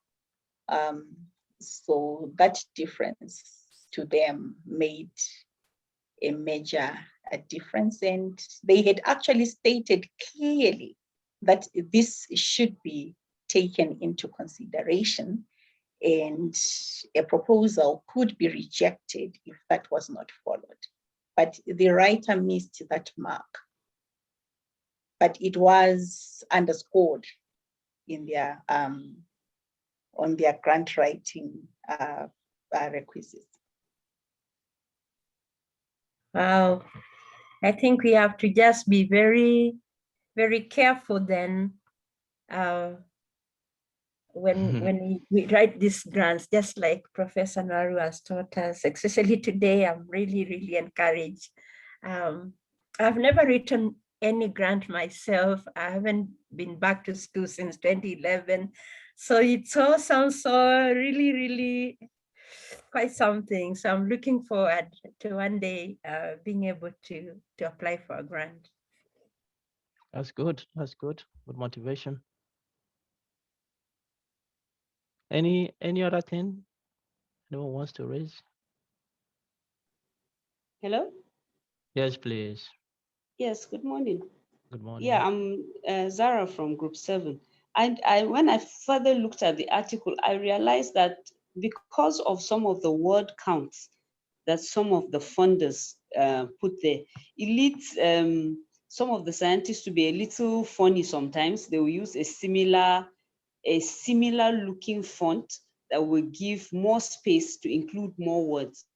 I really appreciate the fact that you said you will have to look at it over and over again so that we can make sure that we are to the point in the write-up so that we don't have to use too many words to express what we mean. That is very important, Zara. That's very important. So look at it over again. and then you can see something little as fonts. You think you can ignore it. No, many of these funders pay attention to that, and it's good to adhere to what they have asked you to do. So all right. So what I will do now is I Can will I also send. say something? Yes, please. Okay, regarding Sian. Yeah, go ahead. Yeah, this is Beatrice. I haven't talked. Let me have an opportunity to say something that Please, the floor is yours. yes, thank you. Thank you. I would also urge a scientist, if your institution has probably a grants office or an office of the sponsored research, it's advisable that you also make use of their services, because sometimes as scientists, we tend to concentrate so much on the science and forget those nitty-gritty details that make our applications be rejected. Like I'm not working in a university. I work in a research institute, and I have the benefit of having a grants office, and we have some people stationed there who are able to just go through your grants and ensure that you have adhered to the grants guidelines in terms of the page numbers, the font, the words, and things like that. And they really help. Back That's to you. right. That's right. Thanks very much, Beatrice. So please don't take anything for granted. It's very important so that you won't be discouraged in the end. They take this thing serious, and it's good for us to also take them serious. Okay. So what I will do now is I will send you to your group. Once I open, please, if you have not changed your name, do that, because it makes life easier. Put your group, on the to your name, so that once I open the groups, you can go straight to your group without any problem, because otherwise I have to, you are so many, so it's difficult. Now what I will do is I will click open, but don't go yet, because I want to show on the screen what you will be doing. I will click open the rooms, but don't go yet. Let me show what you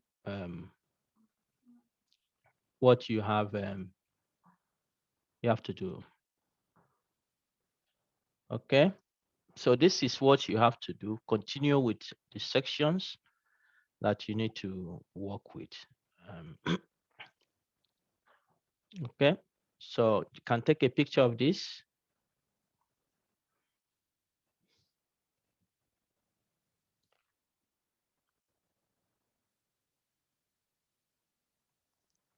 All right, so I will give you around 45 minutes to continue, and then we'll come back. When we come back, group H, you should get ready for your nuggets. Okay, so see you in 45 minutes.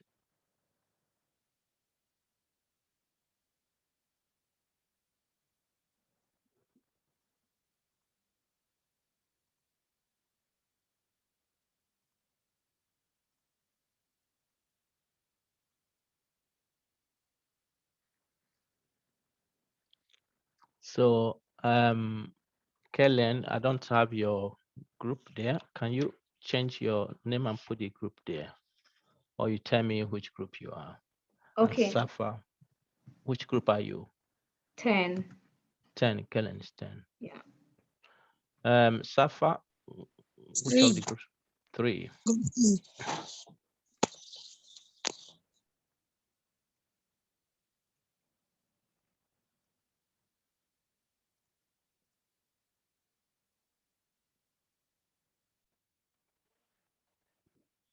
Okay, welcome back. Do we have any questions? Any issues? Please express yourself. This is your time.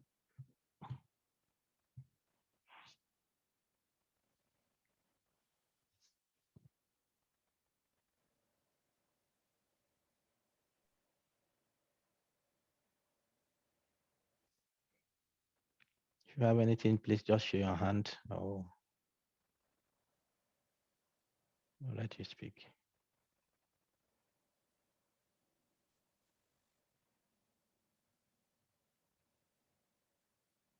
Everything's going well with your group?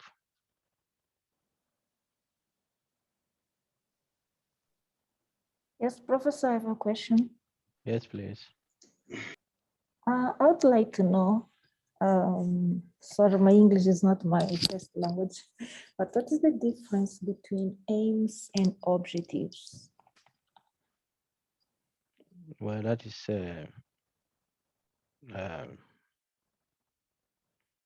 it's just $1 million question. I think to a great extent, it's a preference. You understand? Sometimes people use the aim to describe the big picture of the goal of the study. And then the objectives, they use it to describe the specific aims you are going to study. But if you come to English, really, if you say objective, if you say goal, if you say aim, they more or less mean the same thing. There is a very small line of difference. So if you check that in English. So to a great extent, it's a preference. In many cases, the grants don't really make much difference with that. Some of them would tell you to write your aims. Some would say write the study objectives. So okay. So I don't feel that there is a big difference there. I think it's there. Okay, because I used to use general objectives and specific objectives. Yeah, you can do that. You can also say overall aim and then specific objectives or specific aims, overall aim, specific aims, you know. Okay, okay. Okay, thank you very much.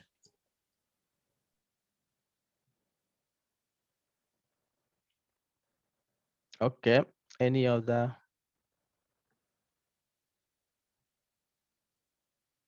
Any other issue?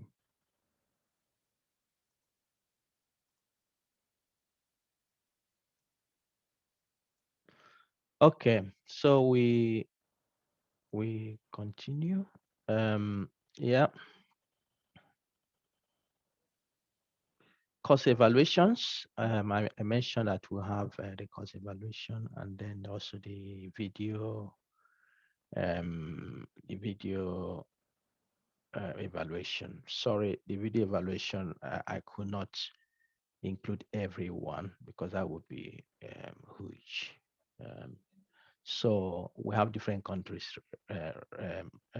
represented here. So I've gone across the countries and made some selections of those who can represent those countries in the evaluation. So if I've contacted you, please work on that. If you have not replied me, check your email and reply me to let me know whether you are able to do it. I am very happy if you say you can't do it. Then it gives me time to contact the others who can replace you. So just let me know if you're able to do that. If you're not able to do that, let me know as well. And then if you have accepted and promised me that you will do it, please try to do it. I've given timeline. I would like to get that from you so that we can use it because we'll soon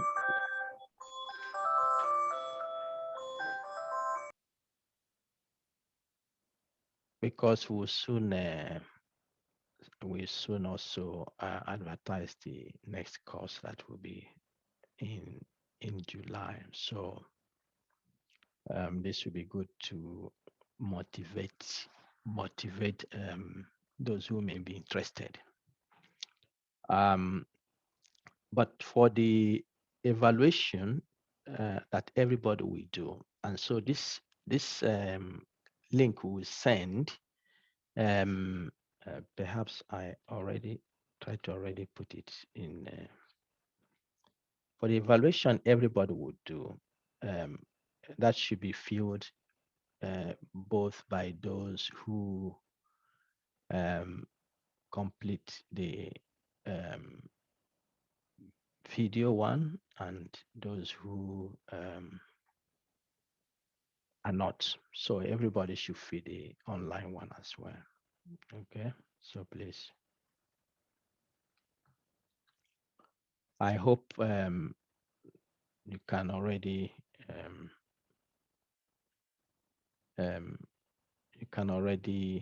start working on that from today. I think I have done a pretty good job. I hope to convince you of this issue. So if you want to start filling the form, or if you want to wait to see really whether you still get your interest by tomorrow, that is also absolutely fine. But it will be good that you complete it as soon as we finish the course, so that we can move on. So the link is there on the chat. If you click it, it should take you to the form. Okay.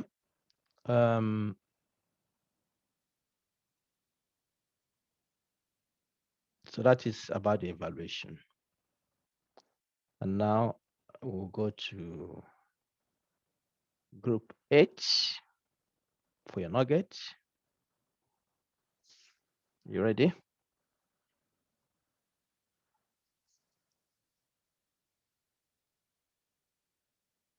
Is group 8 there? Group 8. Group 8. Yes. Great. Abby, we're not hearing you again.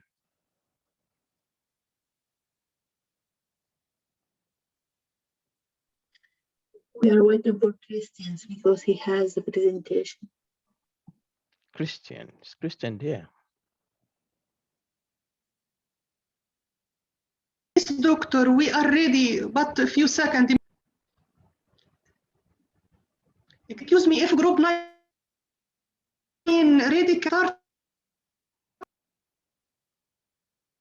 Abby, your line is it's not, it's breaking.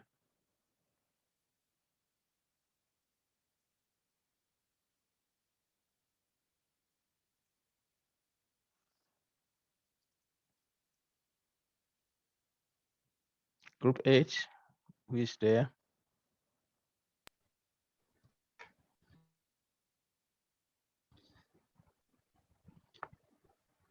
Yes, dear. Can you give me access to share PowerPoint, Prof? Just go ahead. Because suppose Christian will do, but maybe he have problems. So I can present on behalf of him. Go ahead. Just go ahead and share. You have the right to share.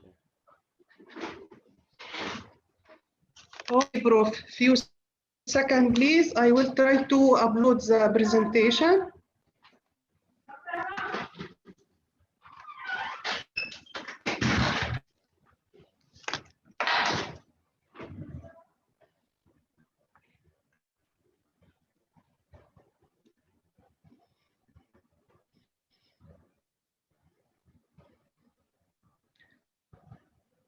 Are you seeing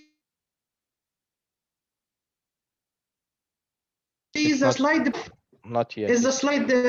Yeah, now it's fine. Okay, I will try.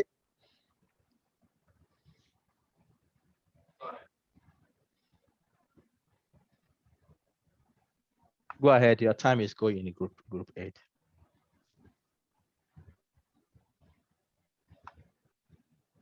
Okay, Prof. Few seconds.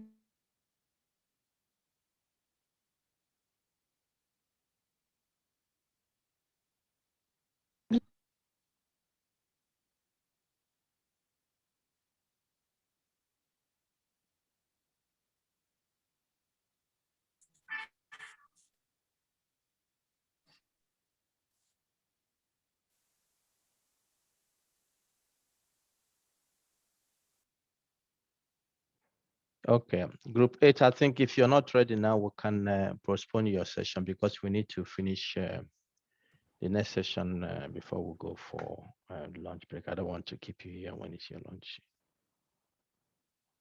Group 8, I guess you're not ready now. Okay, so if you stop sharing, then you try to sort it out after the lunch. I can allow you to present because we need to have all the groups presented. Okay. Can you stop sharing?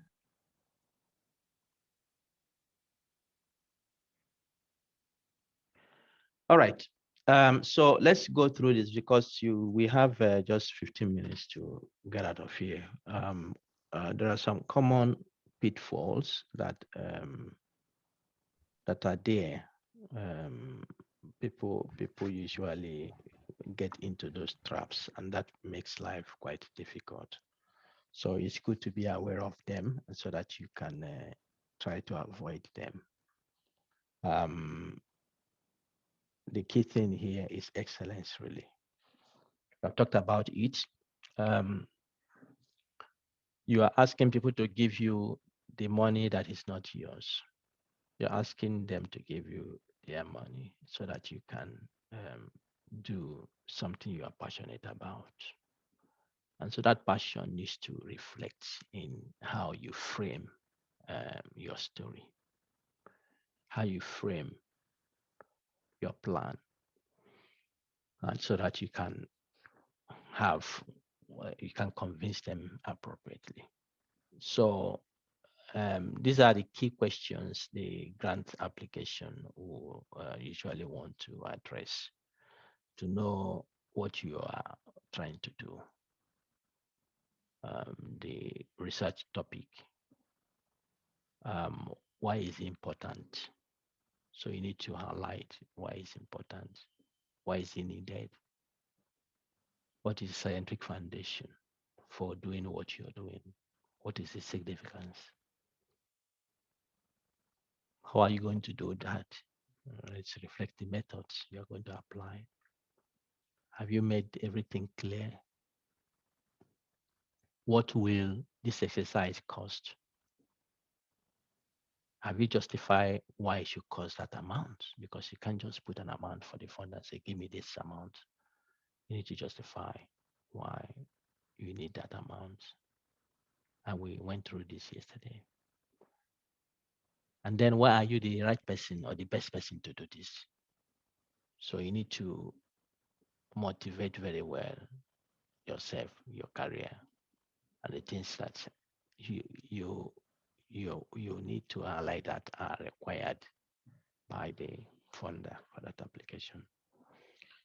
So the goal is to address each of those issues adequately and convincingly. And if failure to do so will limit your success rate. And as I said earlier, this required an eye to detail. Requires an eye to detail. If they ask you to have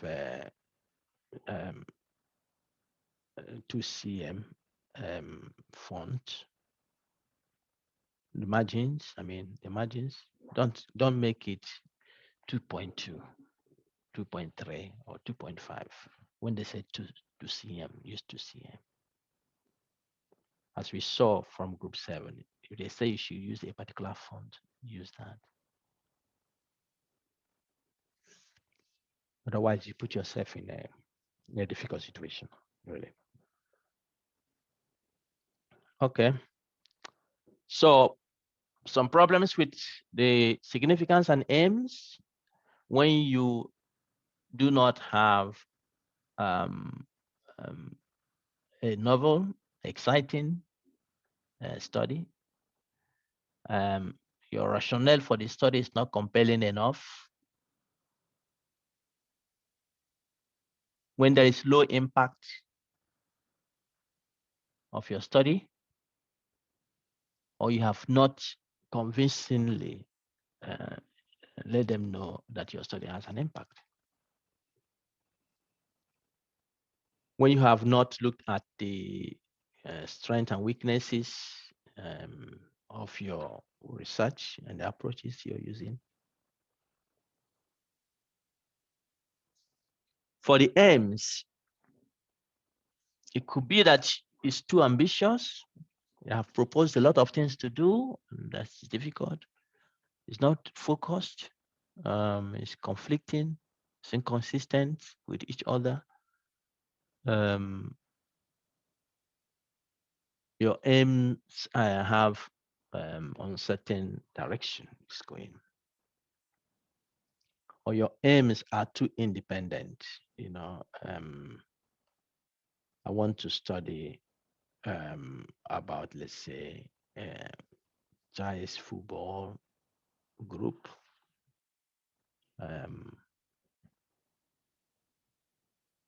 Or you relate it to other sports, and these do not have agreement with each other. So they are quite independent. And then that will affect the materials you would draw on to answer such questions. So the funder may think that it's not clear. It's too difficult to fund such. That is quite uncertain. So your methods should clearly describe how you are going to solve the problem, how you're going to address the aims and objectives you have raised. And failure to provide answer to that will become problematic. So if you have unnecessary experimental details, not enough details, not enough preliminary data to establish feasibility, the feasibility of each aim is not shown, you do not have the right expertise, there's no rigor and transparency, control of the experimental processes is lacking, and so on and so forth. So the main thing here is that your method should be described according to expectations by the grant funder, and then you should spend the required time on it to produce it in the way that is requested. Okay, I have a hand, Prof. Chukuma. Please go on.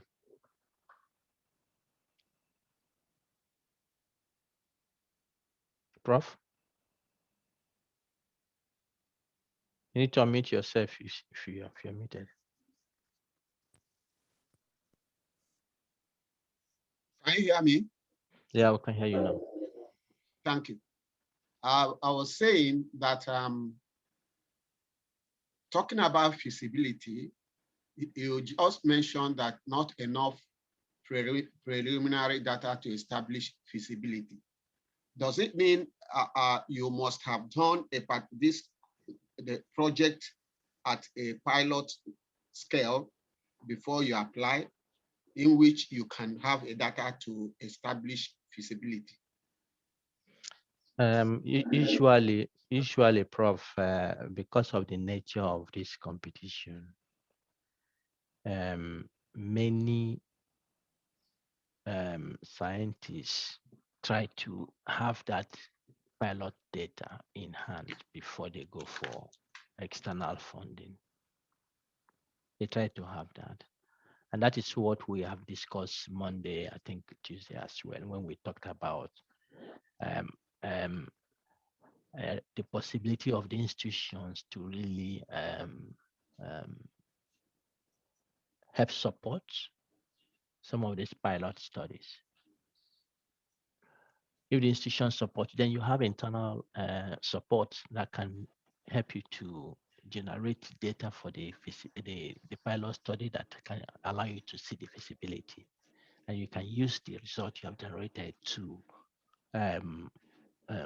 showcase in your preliminary data to indicate that the study is feasible. So external funding, many times, unless they have cause to say that it includes pilot studies. Otherwise, if people have done their own pilot study and are going to the external funders to ask for pilot study, it will be challenging for you. The competition is quite high. Okay, thank you so much. So one point you've made here is that there should be, data a priori, the application. You must have shown evidence of having done this work in a small scale or whatever. Yeah, not really that you must, but it's very, very advantageous. Okay. It's very, very advantageous because if the people you are competing with already have these things, and you don't have it, then they easily knock you out of the way. So it's good to really be strategic and prepare very well and not be in a hurry to do it, so that you can do it and do it well and become competitive. Thank you very much, Prof. Okay, so I see, yeah, Uchewaji, please go ahead. Yes, Prof. Thank you so much. It's still on Professor Chukwuma's question, but another angle to it. For instance, a funder funds a pilot study. What's the pattern for reporting the finding? Well, of course, pilot studies, I mean, reporting to the funder or reporting to a journal? Yes, or to the funder. Yeah, the funder will usually, many of the funders have a template to report. Okay. Yeah, usually, not every one of them ask you to send their results, the results you have from the study, not all of them. Most cases, what they do is to indicate, some of them can ask for the financial report. And if you have the financial report, usually it's the finance office that has the financial report. So usually they interact with the finance office when it's time. Okay. But if they don't have that, they will ask you, the investigator, to send the financial report to them. And then some may ask you to send your results to them, but most cases they ask for you to outline what you have been done. Have you published papers? Then you indicate your published papers. Have you gone to conferences? Have you made the recruitment of staff? Have you bought equipment and things like that? So you describe what you have done and include in with the financial report and send to them. Okay. Okay. Thank you so much, sir. Okay. Okay. Somebody is asking, Safa, can you? Oh, you mean this for the course? Yeah, that is one thing I didn't mention. The certificate from the course. Yeah, I will get that to you. I will try to find time next week to work on that. But please try to be patient because there are so many of you, and as I said earlier, in fact, one of you was asking me yesterday, have you been sleeping at all this week? I said, well, my passion for Africa is too big that I will just manage this week and then kick it off during the weekend to have a full rest. But in addition to that, I've missed quite a lot this week in my work, so I will try to put some things in perspective. So next week I will do my best, but if you don't get it soon that you want it, just be patient. I will come back to you, but surely you'll get a certificate. Okay, so don't worry. All right. Okay, I see Chukwuemeka, your hand is up. Can you go ahead, please? Yes, sir. Good morning. Good morning. I think this is the first time we are speaking. I don't know what happened to my said, I've been trying since to talk with you since the few days we've been on. It has not been working, so I have to change my system. I have to change to another system, and I think it's working well now. Yeah, I can hear you.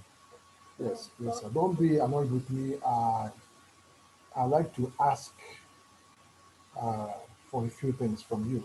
The first one is the recordings for this program. Are we going to have it? The recordings are already up to yesterday. The recordings are already in the YouTube channel.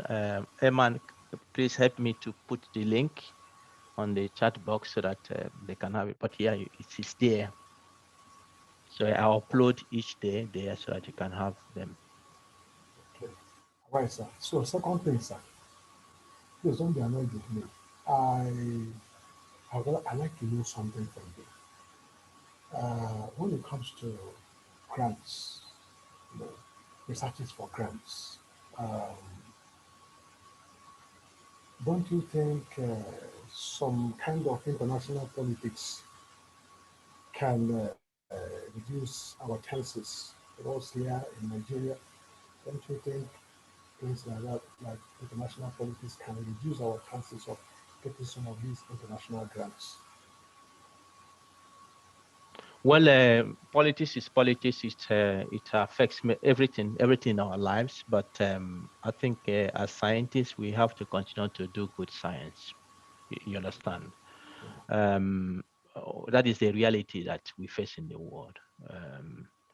But if you focus on that, then it discourages you from actually using the skills and your passion you have had in the right way. So politics is there, but let's work on developing our skills, our passion, our science, and make it excellent. When we have done our own work, then I think we should be satisfied if there are these bottlenecks that we can't control on the way. You know, I don't know if that helps you a lot. Yeah, but yeah. It's your answer is very encouraging because great. no, I've been downhearted since I've been, because there are some grants that I've applied for in the past, and some of these things came to play. Even in Nigeria here, the so-called TED fund grants and all that, and sometimes we may even say we don't know the criteria for the selection and all that. But from this lecture that you are giving us, I'm beginning to see that a lot of the problems may even be caused by some of us that are even writing for the grant, because some of us may be writing, we're not well exposed in this this aspect of the job. I don't know how to write a very good grant, a very good application for grant. And if you are denied the opportunity, one may think that one has been affected by local politics or international politics. But, well, I think I have to thank you for opening my own eyes personally to a lot of things here that I've gotten in a few days. Thank you so much. No problem. No problem. Okay. Let's move on and finish so that you can go for your lunch break. So yeah, the P4s also continue how you have described yourself, your CV, how you have shown that you can do this, your track record, your experiences, your publications. They also evaluate low productivity. For instance, look at you defended your PhD 5 years. What have you done? Of course, there are expectations of the things you should do. And if those are not there, if they don't see such productivity, really, it is not your money. The owner of the money wants the money to be used productively. And they can't give it to somebody who is not productive. So make sure you are ready, and then you have the ingredients that are required to say that you are the right one.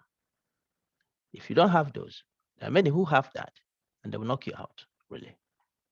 So ensure that you establish your collaborations appropriately, and sometimes they need letters from collaborators. Don't tell them that the letter will be coming later. No. Include what they have asked you for. Problem with environment? Yes, I remember it was who was it Kia that was Kija that was talking about in the morning, the environment.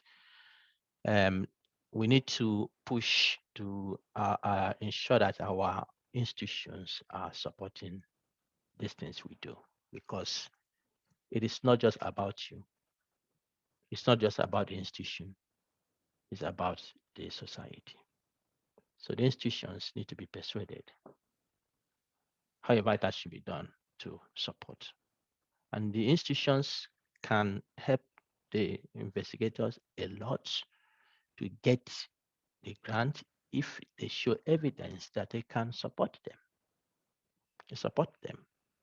We have mentioned that when we were talking about the budget yesterday, in kind support, equipment support, resource facility support, and so on and so forth. So don't over or underreport your budget. Your budget, don't over or underreport it. Make it what they have asked you and justify it appropriately. These are some of the pitfalls. If you don't take care of with these things, you'll come crying, oh, they don't like my face. I won't apply again. These people don't like me. I don't care about them even anymore. Well, they don't really care about you if you don't submit. So don't think that you are doing them a favor submitting. After all, it's not your money, it's their money. So anyway, this is where we stop here now. I've taken a few of your minutes. We'll come back, we continue. So group 8, I will reduce your time. I will give you a few minutes. Prof. Chukuma, do you have a quick word before we go? Thank you very much. I just want to, I think on Monday, when I was talking about one of our applications that failed, in regards to prediction of earthquakes. And we were advising that we could tweak it to work like in flooding, which is prevalent here in Nigeria, in the Delta area. Now, given the fact that one hasn't done prior work, all we want to do now is to apply the science we already have to solving this particular problem. The issue of not having papers in where we want to apply now, could it be solved by having collaborators who have experience in those areas? Just want to know. Exactly. So that is the way to work. So get what you don't have by collaborating. Okay. For instance, I said about the COVID study we plan to do. We are not expert in infectious disease. We are looking at different outcomes, neurological outcomes. We are looking at heart outcomes. We are focusing on lung. So we have to get experts from that to collaborate. Because when the reviewers review that, they will say, but you don't have expertise in this and you have no collaboration in this area. So yeah, that can be sorted out with collaboration. Okay. Thank you very much. Yeah, Chukwemeka, you have a quick issue? Otherwise, we can take it when we return if it's long. Yes, Prof, I'd like to ask, this institutional support. Prof, can you hear me? I can hear you. Yeah, this institutional support, in what way? Is it that when you are writing for a grant, you go and maybe ask your head of department, I want to apply for a grant, I need a letter from you. And then he will write it and give to you, so that as you are filling the form for the grant, you put the letter, or if the sponsors ask you, you just feel it that you have institutional support. How, in what way can one get it? So if the funders ask you to get such a letter, then you prepare such a letter. Okay, you get it from your department. If they don't ask you to get such a letter, then you don't need to include such a letter. But whether they ask you or not, there should be evidence of how is the institution, because as what we have said since the beginning is that money is not a personal money. It belongs to the institution. Once it comes, once it's approved, and then it comes to the institution, it's institution money, not your money. So the point is that the institution, without you going to run around somebody asking for letter or this and that, the institution should be in the forefront of providing that support, because that's what the funder wants to see. Because once you get that fund, they know it's the institution. And so if the institution is not supporting you, then they can't have that confidence to send money to that institution. So there is a very strong, when you are applying for funding, there's a very strong responsibility expected from the institution.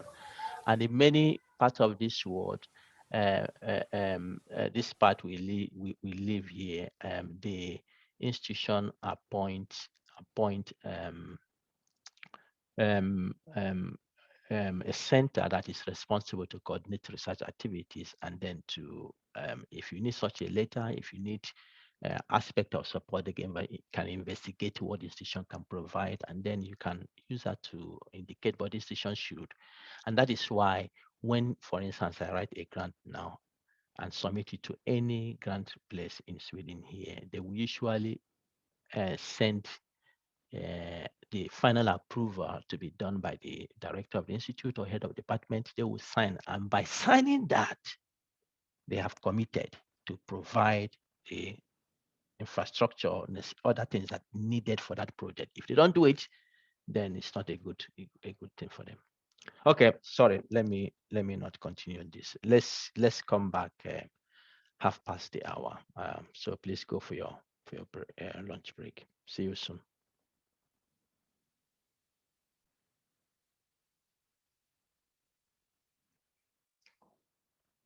Okay. Welcome back. Hope you have had a good lunch.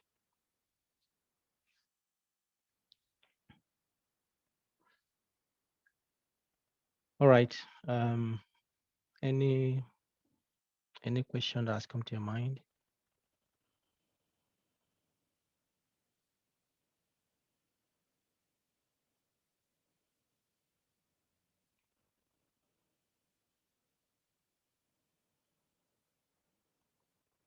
Any thoughts, concerns, any issues unresolved?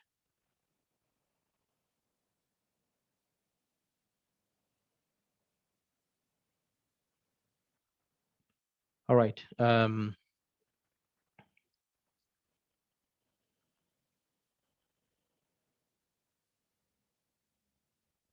Group 8, are you ready?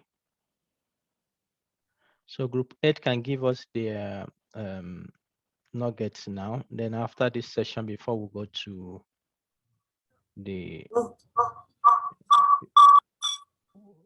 Okay, bro.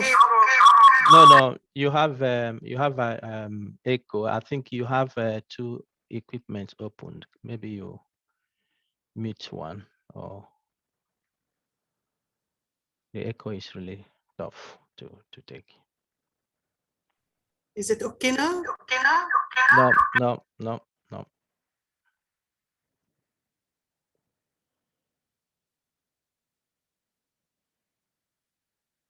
Yeah, I see that you, okay. Yeah, I think the best thing is to remove one. And please remember to add your group number to your name, so that when you're going to the group, it's easy to fix. Okay, group H, go on if you're ready. Okay.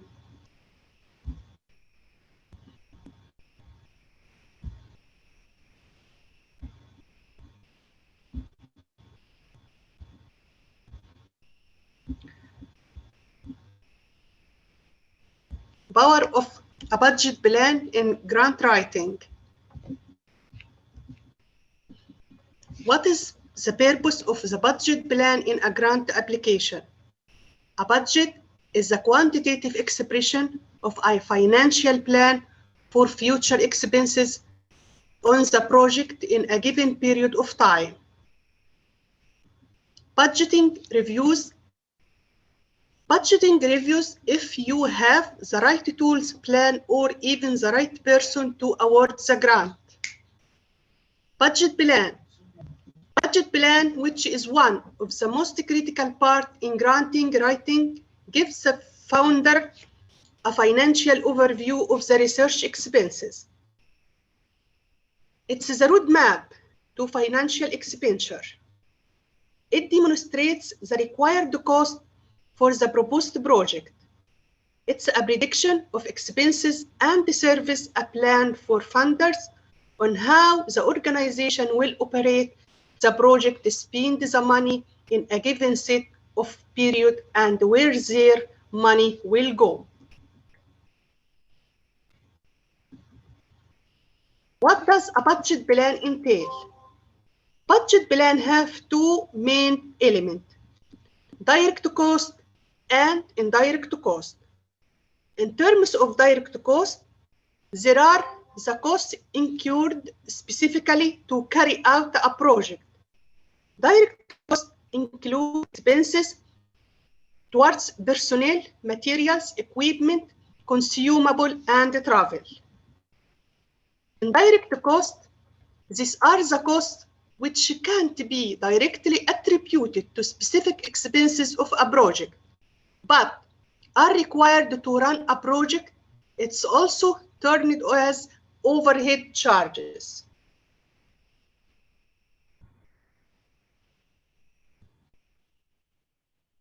Budget justification.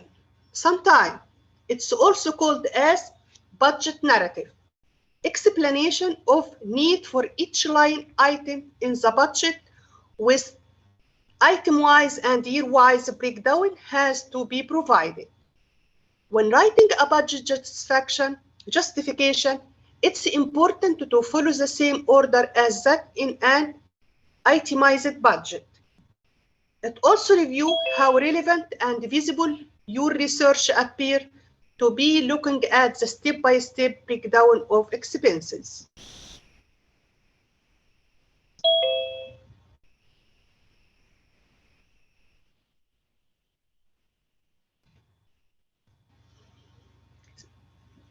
Sample budget summary, such as you have to put all items required in your project, such as salary, equipment, books, and so on. You have to put a total and how to distribute this total budget through the time. For example, first year, second year, and third year.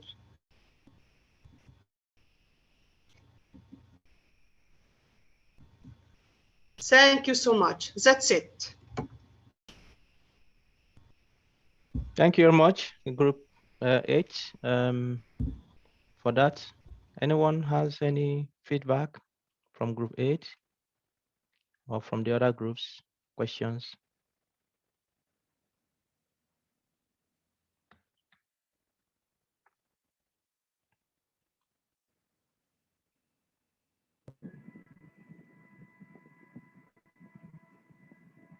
Any questions? Sorry, from Group 8. I think this, no, just a comment from Group 8, sir. Yeah, go ahead. The slides, I think it was only slide 1 that was shown. I don't know what happened. Probably didn't skip on the slideshow. Yeah, so I noticed that too. I didn't see any other slides that was presented. So we're sorry for that, sir. No problem. So now just to mention, as I remember it now, all the groups, please, like I said Monday, send me your PowerPoint, the PowerPoint of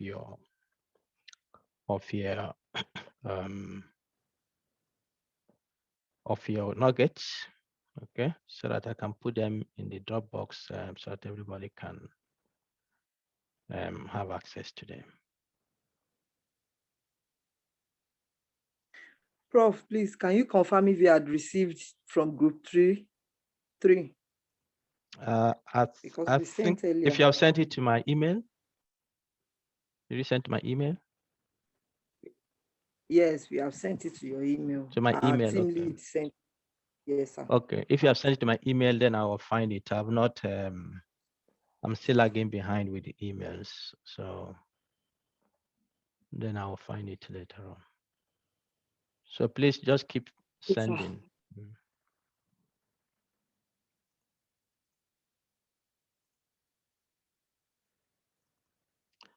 Okay, let me see how fast we can go now so that I can release you to go to your groups and continue your work. Just to mention, please remember to fill in the course evaluation. I hope you can already start doing that now. Hopefully you are much well convinced of and happy with what we have done. Otherwise, you can wait it tomorrow, and then please don't forget. Of course, I will continue to remind you because this is important for us to improve this. If there are things you think we should improve, please mention them. The form online is anonymous, so we don't know who is feeling what. So use that to say whatever you want to say. We appreciate that. We don't have any problem. So give us your very critical feedback. Then we can take that on board as much as possible. We can make improvement in the next courses. Okay. Some of you have already started feeling that. I think one of the issues I've mentioned that there's not enough time. We need much time for this course. Okay, that is good. That is good. Then we'll see how that goes. If 1 week is not enough, I tell you 2 weeks will not be enough. Because if you give me 2 weeks, I'll give you more things to give you more troubles. But it's good that you think that even this 1 week is you have a lot to do, which is a good sign for me.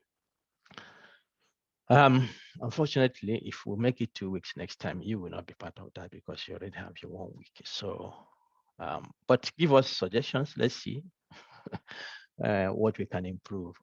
2 weeks is quite a lot really. And then you can see there are many things to deal with here. Many things to deal with. Okay, so please attend to that as you get the time. Now we want to talk about clarity.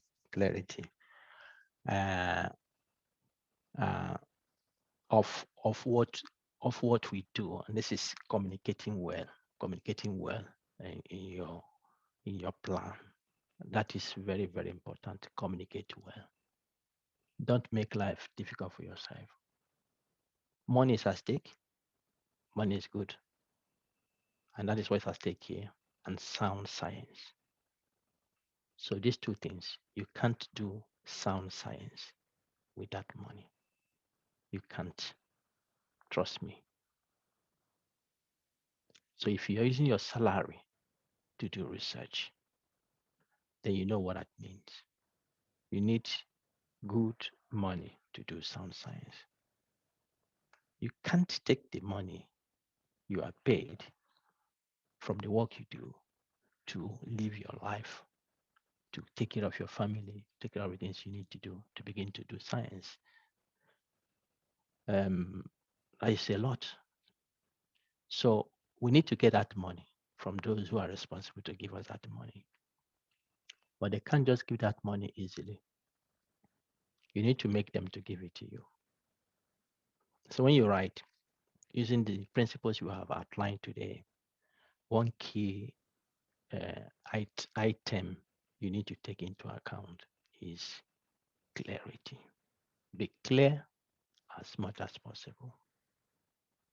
This is not a time to be an introvert. You can't be an introvert in writing. You need to get it out, write it well, and be understood. So getting money and making good science or sound science are not mean feat, as I say here. They're demanding, they're challenging. So you need to make them work. How long have you lived in this world? Have you experienced things that can propel you? You need to capitalize on them. Your career, the skills, the tools you need to capitalize on them to make sure you fashion out proposal that is edible. The reviewers will like to eat this sweet, it's nice. So to be successful, it requires due diligence. Don't be careless about it. Have self-scrutiny, self-criticism. Get others to criticize you. Be open to it. Many times we take criticism as hatred. You're always picking on me, your dad. Really need to improve if you need to improve. Otherwise, you don't do well. Of course, criticism here means that you should be constructive. Get the best out of the person. So in many cases, all the reviewers have before them is what you have written. What you have not written is not available to them. That is why I say that you cannot be an introvert. And for them to figure out what is there, they don't see your face. They don't have your face. So going back to what my friend used to say, they don't like my face. Well, they don't even have the face there. Even if they have it, they have what guides them in making decisions. They need to understand what you are writing. So write to be understood, write clearly. Whatever thing that is imprecise, remove it. Whatever thing you think will be confusing, remove it. This is not a time to be fancy. Many of us use big words and we think that, this is really nice to use. Those street words that you speak it out, say, wow, this is really, this guy is educated. Nah, it's not the issue here. I remember when I was at the high school in those days, and we used to hear about professors. And when we hear about professors, the image that comes to the mind is white hair and long beard with suits. Oof, professors. And then, when you are in your teens, you're growing, getting beards, you speak deep voice, things begin to change too, the grammar you use. So one day the English teacher was in class and she was teaching grammar, and we tried to express these things, and she told us a story. She said, it's very, very important to be simple, to be understood. And there was a story of a school that was invited a professor to the school, and the students have heard about professors and they speak big grammar. So the students were very excited to have a glimpse of a professor.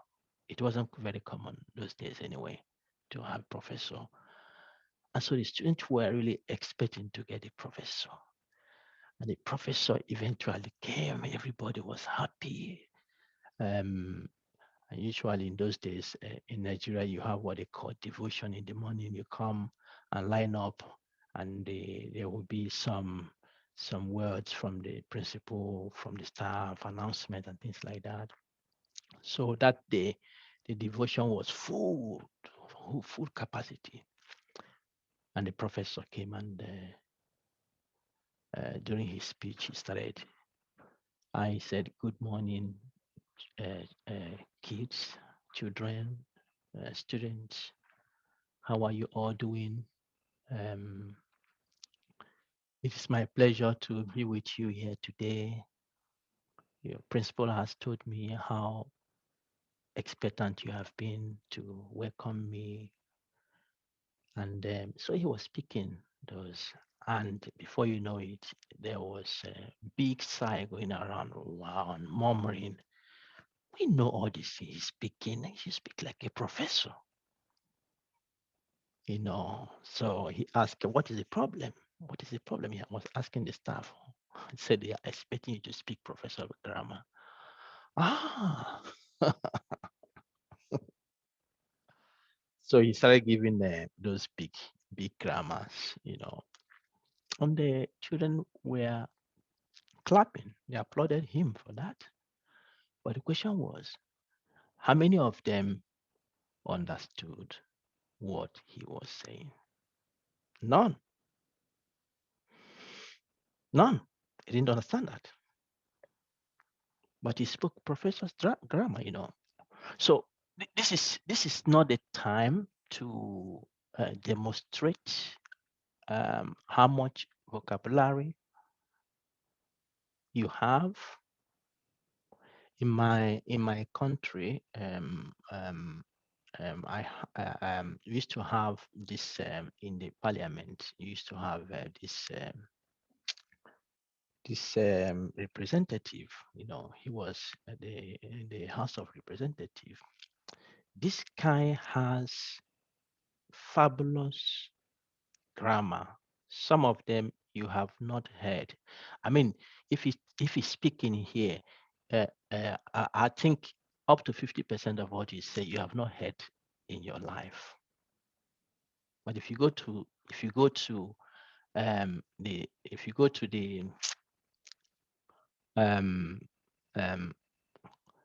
a dictionary, you will see that what he's saying is there. It's there. So this guy, he used to sleep with dictionary, memorizing big words. And he's speaking, even in the House of Parliament, you see him when it's time to make argument, he speaks and confuses his fellow lawmakers with grammar they don't understand, and then they end up, giving him an applause. This is not the time to throw your reviewer into laughter. He doesn't have time for that. So simple, no time for fancy. Yeah, some people are giving the name there. Yeah, if you want to know who he is, you can copy the name and search for him and enjoy yourself. If you want to relax this evening, I promise you, you will laugh your ribs out with what this guy says with his mouth. Try it. The name is there, Patrick Obahiabon. Yeah, so you will laugh your ribs out. But that is not what you aim for here. You aim for clarity. No fancy, no experimental language, no experimental composition. Simple and clear. Simple and clear. And I used to tell people, if you go to the top journals in the world, Science, Nature, Lancet, New England Journal of Medicine, the top journal, take their paper, except if they publish technical science, very technical. Otherwise, it is very simple.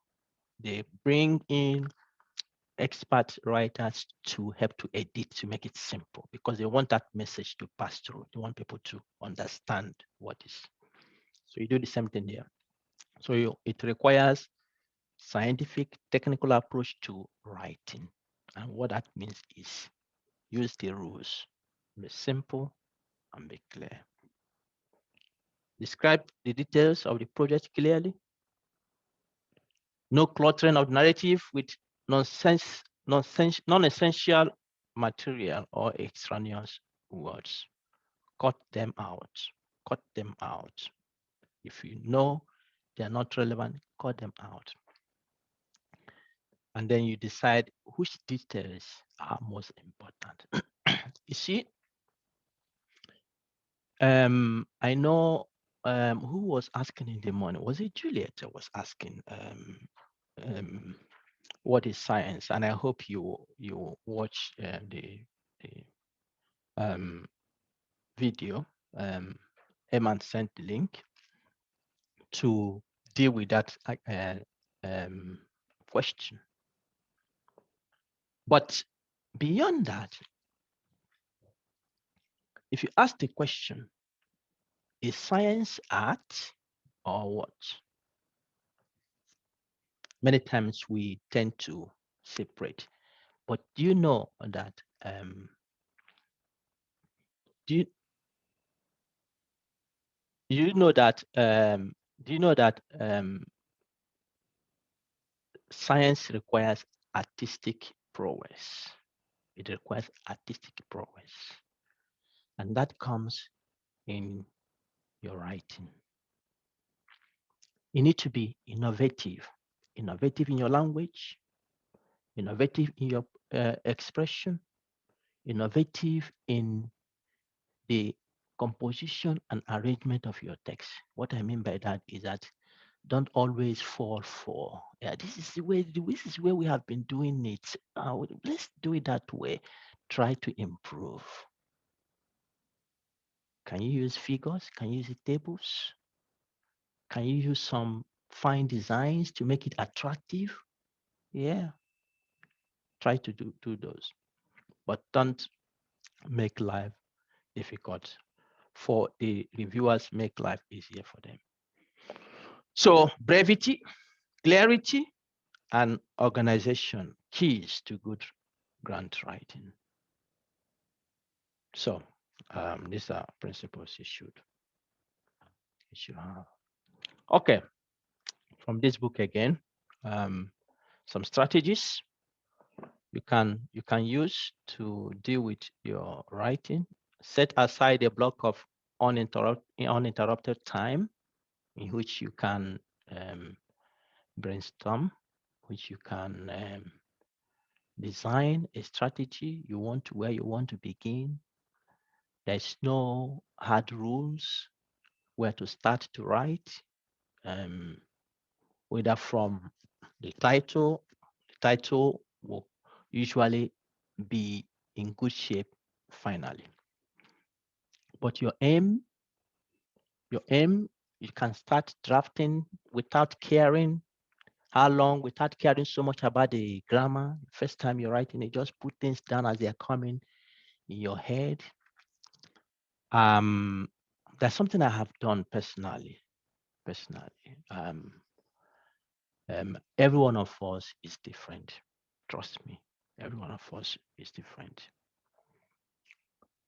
But over the years, I have come to realize something. And I always tell my kids, and they have their phones, and they're telling me, oh, Daddy, what is this? This grammar I found. I said, don't ask me that. You have your phone with you. Open it. Read it for us. Open it and read it. And now they have really imbibed that strategy. Self-discovery. When I was doing mathematics, my teacher used to tell me that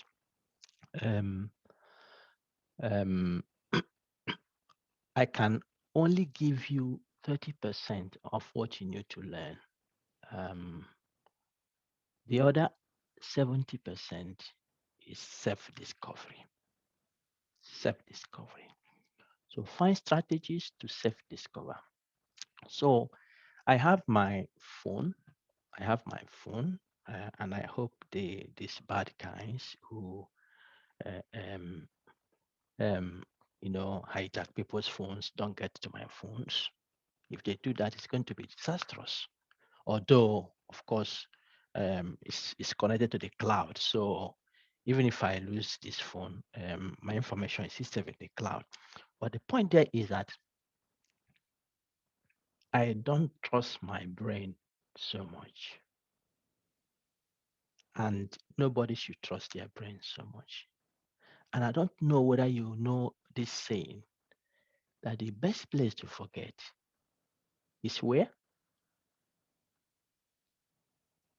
Does anyone know?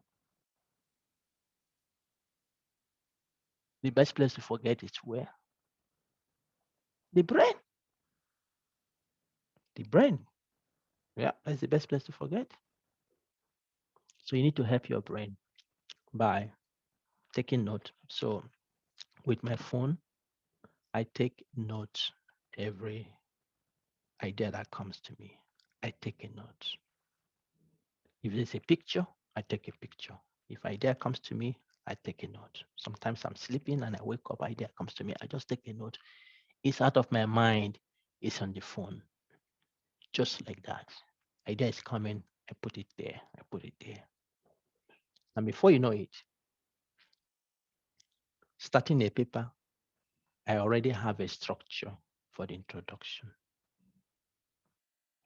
I already have a structure for my aims. I already have a structure for my methods. They are on the phone there. So I just download them, arrange them, and then continue to fine tune them. So develop your own strategy, your own personal strategy. But if you think somebody's strategy is good, you want to examine it, evaluate it, and then go on and do that. But you need to have a strategy how you approach it. So applying the major section of the proposal, write an initial draft without worrying about grammar or style. Plan to write more than one draft. Critically evaluate your draft. Ask a colleague or consultant to critically evaluate the next to last draft, or consider having 3 external reviewers provide feedback prior to submission. So this is colleagues, these are collaborators. You need to get together and contact senior colleagues. Once we get going, this mentoring program we want to establish here, I think it's going to be fantastic. Really, it's going to be fantastic. I've been involved in things like that here, and it's really helpful. It's really helpful that you can get feedback from those you trust can give you such feedback, and then it helps you to improve. People are busy anyway, so it's not always easy that you get it the way you desire. It comes quite smooth, but yeah, it's good to have such network. Yeah. Okay. So please do your best to form a strategy. Yeah. So please, some people are already distracted. It's good. Yeah. Some people are already distracted. Yeah. If you finish this evening, go and listen to Patrick. He's not joking when he speaks. He's not laughing at you. He's serious. He's serious what he's saying. And so listen to him if you want to hear grammar, but don't copy him. Don't copy him, because he will do you a very bad job if you copy his style into your grammar proposal. All right, some rules. Stay away from jargons. Stay away from jargons. Like I was saying now, Patrick too, big grammar, stay away from them. Stay away from them and focus on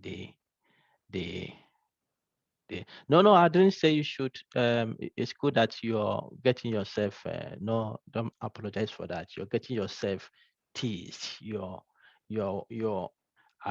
It's good to get distracted and come back to, I told you, it's not surprising. I told you from the beginning that I'm going to give you trouble. So I know it's not easy to cope with such load of information for this week. So avoid words that are trendy, trendy. Nowadays, people don't say sexy. Avoid those words. Use words that are formal, that are sweet, that are relevant. Do not try to cut corners by using abbreviations such as etc. and so forth, and keep abbreviations of major concept to minimum. And they explain in their book that when you use such words, it means that you are even uncertain of the situation. So if you want to say something, if you want to give a list and say this are the list. Avoid overly broad phrases. Do not try to sound intellectual by using big words. Yes, like Patrick, don't do that. Avoid redundant phrases. Keep overused phrases to a minimum. However, it's one. However, it's one that is overused. However, watch for unclear reference. Define core construct variables and relevant terms and use consistent wording throughout the proposal. Yeah. What is not clear, define them. Define them. Those key things, define them. And then you start using them. For instance, you say state of the art, innovative, cutting edge. It's very easy to use those to really push people and they begin to think you're using. What does that mean in the context of your proposal? The context of your grant. What does that mean? Cutting edge. We are going to produce cutting edge equipment. What does that mean? Is it that this equipment has not been used before? Its kind is not available? Or what it does has not been found before? Explain it. So it doesn't mean that you shouldn't use cutting edge, but when you use, for instance, innovative, cutting edge, state-of-the-art equipment, explain what you mean by that state-of-the-art, not just throw the word there. Okay, this example, and they say here, do not use, for instance, an excessive amount of at a high level of productivity at a rapid rate due to the fact that has a capability of, in view of the fact that serves the function of being. When you are writing for simplicity, for clarity, these are already too much words to use. So what do you do?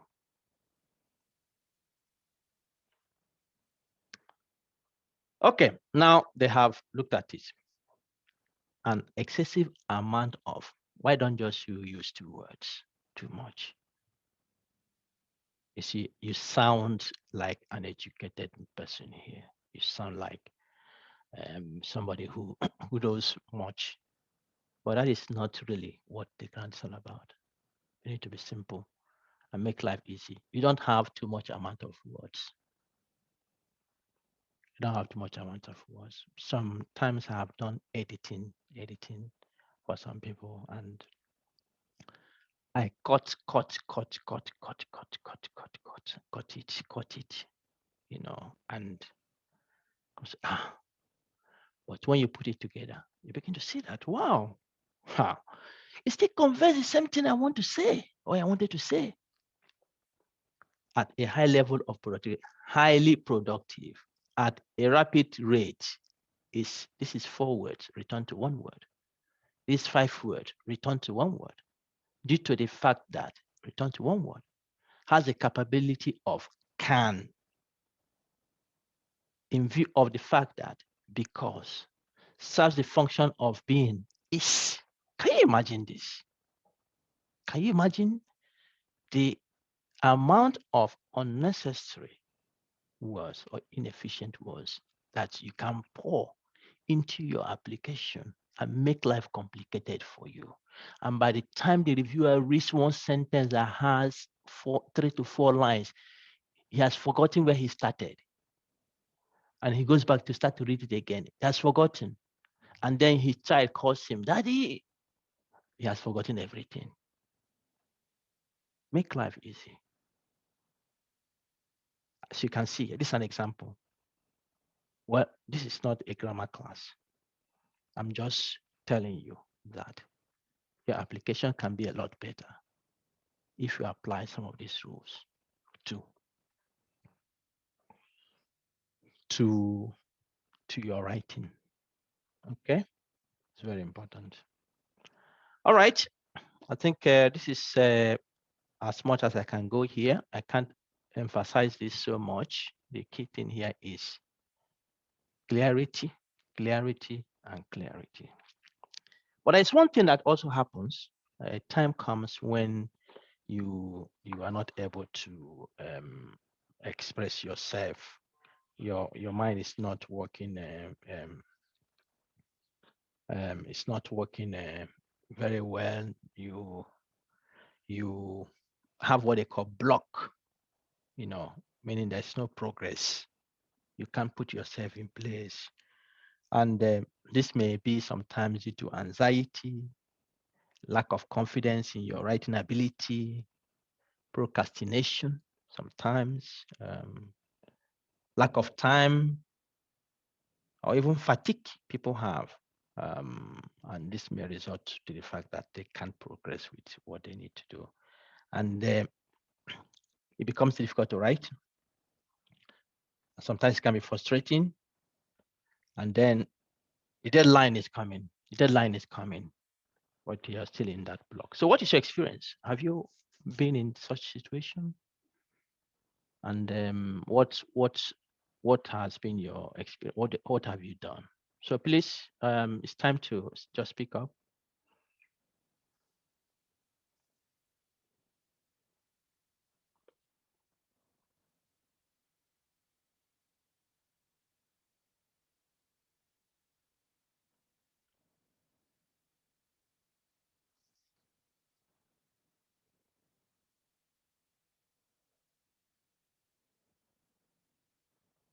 Anyone to speak? I want to say I've had severe mental block. You have had severe one, eh? Yes, very severe. Sorry.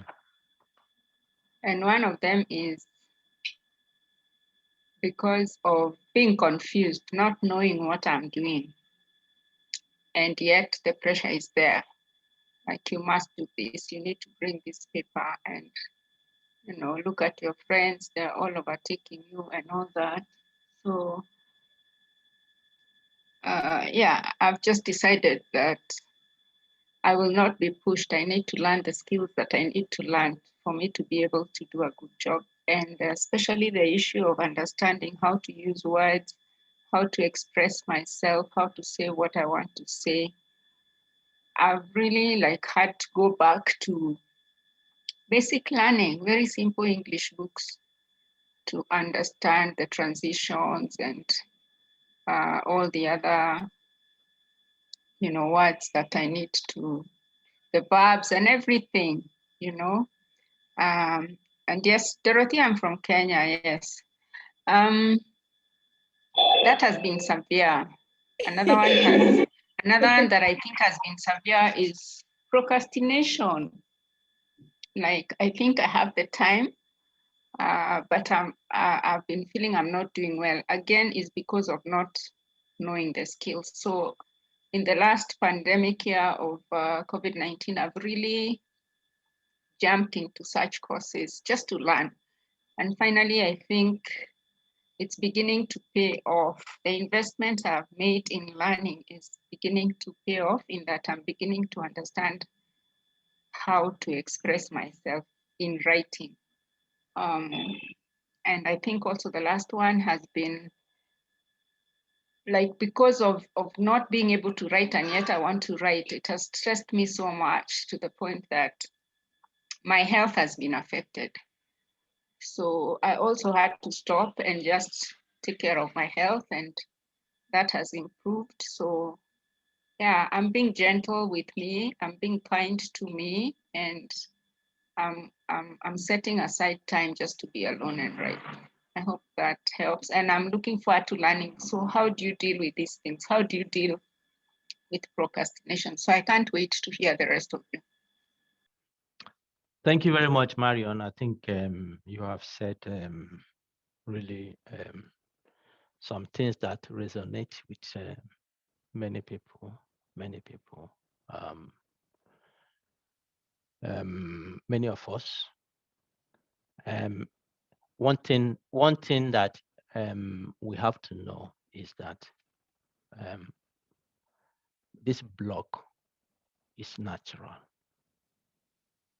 It happens to everybody. Really. If I tell you that if you ask some of those who are big writers, what's in their life they wish they don't want to do, they will tell you about is writing. They enjoy it anyway, they have passion. But it's not easy to come, really. It's challenging. So this is an experience that is natural and common across people. So don't feel like you're alone. No. If we are sitting in class, all of us here now, and you say you have two groups. One group goes to those who have not had blocks before, and one group goes to those who have had blocks. The group where you have who have not had blocks before will be lonely group, really. You will have many supporters on the group that has had blocks, because that is what many of us face, you know. And personally, I still experience it, and we continue to experience that. So it can, if you don't understand really that this is what happens, you may be in a position to even become much more anxious. And that anxiety may lead to other things, begin to get depressed about it, begin to, put too much thought about it. So yes, that is what happens, and eventually, if you don't handle it carefully, you begin to see yourself become inefficient. Your productivity level is very poor, and yeah, we all get through. But now you want to know, how do you deal with it? The strategy you have taken is good, Marion, to learn. I talked about the issue of failure and ignorance before. To learn, go and learn those basic things. I like, if not that I am always busy with my work, I like reading new ideas, reading books, reading motivations, reading things that will make me look into the day, and I have hope. This is good day. I like reading those and getting motivation. So the approach you have taken is good. Keep it up. It will make you a lot good. As you can see here, just to let you know, as you can see here, during this week, yes, Sama will come to you. Don't worry, keep raising you. I will come to you. This week, for me, if I ask you, I think for many people here, you will describe this week as a beautiful week. a beautiful week in your career. Not just because of what you have learned, but meeting people, especially those you have not met before, especially those you can share experiences and share the worries of learning these things. This is difficult, it's not so easy. And you share those. It's one, relief, and two, is also an encouragement. There are things you will see, and then you will say, well, I think I am motivated now to move on. So, and that is why I started by saying from Monday that take the opportunity to connect, take the opportunity to network, take the opportunity to just use the opportunity. And for those who are express interest in the mentoring, the one we started last year is cool. It's cool, really, it's cool. Yeah, trust me, it's really cool because you can see colleagues who have not met before in their lives discuss as if they are living next door. All the time we met and somebody was saying, oh, one of those just had a baby. And I was, how did you know that? The communication has gone beyond the meeting days to people are connecting in different other ways, which is good. And you can get encouragement from that. How is your project going? It's going well. You have time to chat. So network, connect, and share those experiences that people can give you those encouragement. I think that is one of the things you get from this kind of situation. And we keep moving. But let me hear more, then I will also chip in some aspect. Salma, go ahead. Thank you, Brian. I just want to add one point with what I think is very important is about confidentiality. Because as you know, there is something called scientific mafia.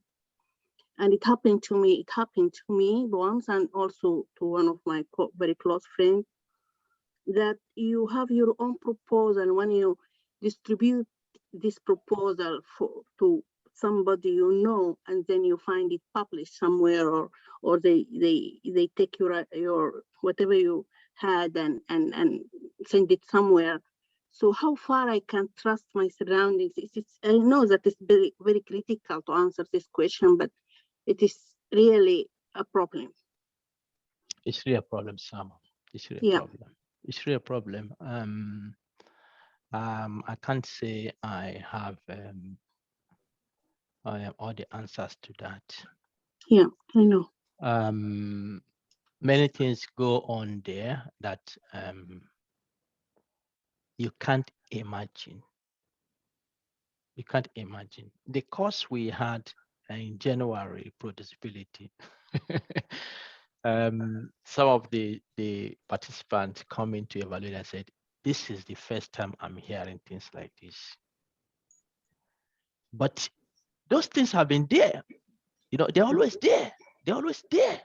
You can see fraud. You can see fraud happening in this part of the world. You can see somebody has written a paper and somebody goes, this paper is published. This happened in Finland. Yeah. This paper is published in a journal, and somebody goes, takes this paper, remove the name, remove the affiliation, put his own name. Nothing else was changed, and still sent the paper to the journal it was first published. You understand that? Like, yeah, I know. How rude this can be, or crude this can be to that extent. And it was in the process, the journal determined that, but this reads like one of the papers you have published. Yeah. And so these things happen. People come and they steal your ideas. So one thing I want to tell you is that it is really less likely. It is really less likely that you can change this, Salma. no matter not only no that matter published. no matter the gang we can form here, we can't change this. You know, we can't change this. So one thing is that as much as possible, collaborate with those you can trust. When I speak about trust, is also an issue that we can speak for too long. You know, how do you determine trust? Because somebody may come with fine face, sweet words, and but they already have their own agenda. So try to collaborate with those you can trust. Understand your environment. That is one thing I always advise people. And that is one thing I always, if I go to an environment, the first thing I do is understand the environment. Who is who? Who is doing what? Who can I trust? It's not easy. It's not easy. Yeah, because usually it comes from those very close to you, those like you already know, because you can't like show something for people that you don't know, and always from people that you already know. Yeah. So there's no really straight answer you can give to these issues. I think we should not be distracted. We should not be distracted with what we are doing. We should try to continue to push forward, because otherwise if you focus if you focus so much on what is happening, you end up seeing that it's really difficult to be productive. It's really difficult to do what you need to do. You know, what begins to occupy your mind is those things. Yeah, in my own experience, if I share my experience, you want really that this kind of thing happen. Yeah, they happen. But one thing I have determined is to remain focused. That is one of the things we said earlier. I know my capabilities. I know my capabilities. I know the things I can do. I know. And so nobody can take that away from me. So if somebody disappoints me, it doesn't change who I am. It doesn't change who I am. It doesn't change my passion to be excellent, because before I met the person, I have already developed passion. So somebody will not change my passion. Somebody will not change who I am. Somebody will not change where I want to go. No, I have to focus. And so I take those events to be part of the events that I encounter once I come into the planet Earth. And then so I try to look at the big picture than the little specifics here and there, you know. So I think having such a mindset could be helpful. Okay. Yeah. Sorry, I can't help you. I can't help you too much. Thank you. No, I get the point. That's enough. Yeah, thanks. Great. Okay. Any other person here? All right. So just to continue with what Marion has mentioned, which I know affects many of us. One thing is this: if you know yourself that you keep procrastinating, and then you are a kind of person that do it at the deadline and then you don't do it well. Really, I want you to try to change that attitude. Start on time. Start on time. Start on time. If you want to get this well, start on time. Don't keep pushing it. If you know how you can make it happen, then do it. But one way you can help make it happen is to establish your network. Don't do it alone. Let your network be part of those who are pushing you to say, oh, so when you establish your network, have a timeline you have set within your network.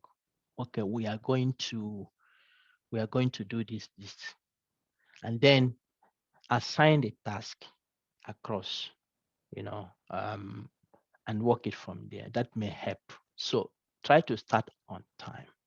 Okay. Then 2 is that you should understand, and that is what I said from the beginning, that we are all different. So you should understand what works well and best for you. What works well and best for you? How can you perform to the maximum? How can you maximize your output? So find those. I mentioned before we went for a lunch break that I am the type that I like nature. I like nature. And the passion I have in getting inspiration from nature, I've also pushed it into my kids. They are even the ones who say, Daddy, let's go. When do we go to the forest? I'll go to the forest. And now it's spring, the ants are coming. We've started looking at the ants when they start coming very little. And how they begin to develop. So last time when they said, wow, they're big. They begin to have interest there. It helps them to develop the ability to reason and to think of how things function. You know what inspires you? You can get yourself in those to distract you from the work. It's not really a distraction per se. I eventually see that it becomes a motivation. Living it out, you get other inspiration from elsewhere. Then you come back, and when you come back, what you see that you see with clear eyes. Now I know what I can do here. One of the challenges I see many people have is that they want to solve it by every means. They are there in front of a computer. It's not working in that. Don't force it. Don't force your body. If your body is not ready, don't force it. If you're forcing it, then you're causing more trouble. Get out. If you have cash, just travel out. Otherwise, walk around. Get with friends. Get with close friends. And they talk about other things. And then you come back. Many times we just want to get it right. Sometimes that brings punishment to the body. So I think you can do better by moving around and getting inspiration and coming back to that. Then I think one other thing you can do is also to know, when do you work best? When do you work best? Is it in the morning? Early in the morning? If you're a morning person, don't try night because it won't work for you. If you're a night person, then keep to that. Don't try morning because it will not work for you. So identify when is best for you, when you think you sit and then you're able to perform. Then also you may find where do you work best? Do you work when people are there talking? Or do you work with music? Do you work with absolute silence? So we have developed our bodies in different ways. So what works for you may not work for me. So I'm just giving these different scenarios you can consider, because this issue, I brought it up here because in reality we all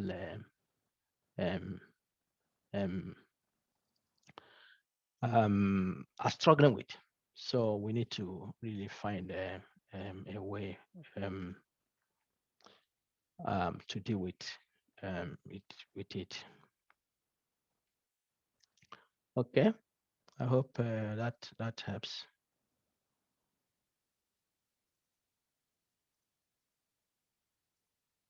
Okay, so I will finalize this session by saying, what is the take home when you write with the reviewers, with the funders? Understand what you have written. What is the message that you want them to take away? Have you emphasized enough the point that needs to be emphasized? So this is issue of being clear. Do your best to be clear, so that next time, and that is one thing I think I want to do. I don't know how I'm going to operate it, but the alumni from the trainings, it would be good to keep track of the successes that come from what is happening in this week. So those who want to write grants, if you get a grant, if you have written and you submitted, you can tell us. You can celebrate that. If you get the money, you can tell us. It becomes a motivation. Let it not be a discouragement for us. Well, this person is always getting, not me.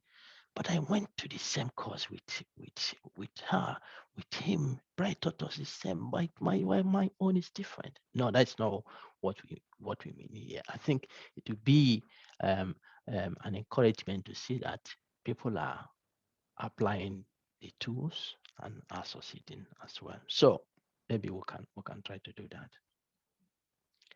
Okay. Anything? Anything else before group 9 gives us their own nuggets?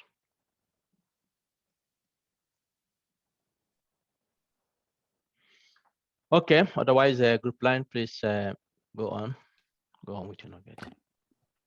Good afternoon, Prof. Good afternoon. The title of the group 9 nuggets is help funders help you. 5 tips for writing effective funding applications. Essentially, the goal of every funding application is to persuade the funder that you're the right person, the right ideas, at the right place and moment to execute that idea. And also to convince them that if awarded that fund, knowledge will be advanced in that area. And so to achieve this goal, there are 5 tips that were highlighted. Tip number 1 is have a clear and testable idea and have an explanation for why that idea is important. So in other words, there's a need to be clear about the big idea you're trying to test, and also to be able to articulate why that idea is worthy of investment. Not just to say that, okay, that idea hasn't been studied before, but to be able to prove why it is worthy of investment. There's a need to explain the intellectual merits and the broader impact of your research, not assuming that the reviewers should know about it. Tip number 2 is explain the idea in a clear and concise manner. So there's a need to avoid the use of jargon and convoluted writing. Always write in clear and more concise ways, and at the same time conveying the central points of your proposal. It's key for the reviewers to be able to understand clearly what you're trying to communicate in your proposal. And then also, since most grants have page limits, there's a need to write concisely, to be able to cover all the important points within the prescribed page limits.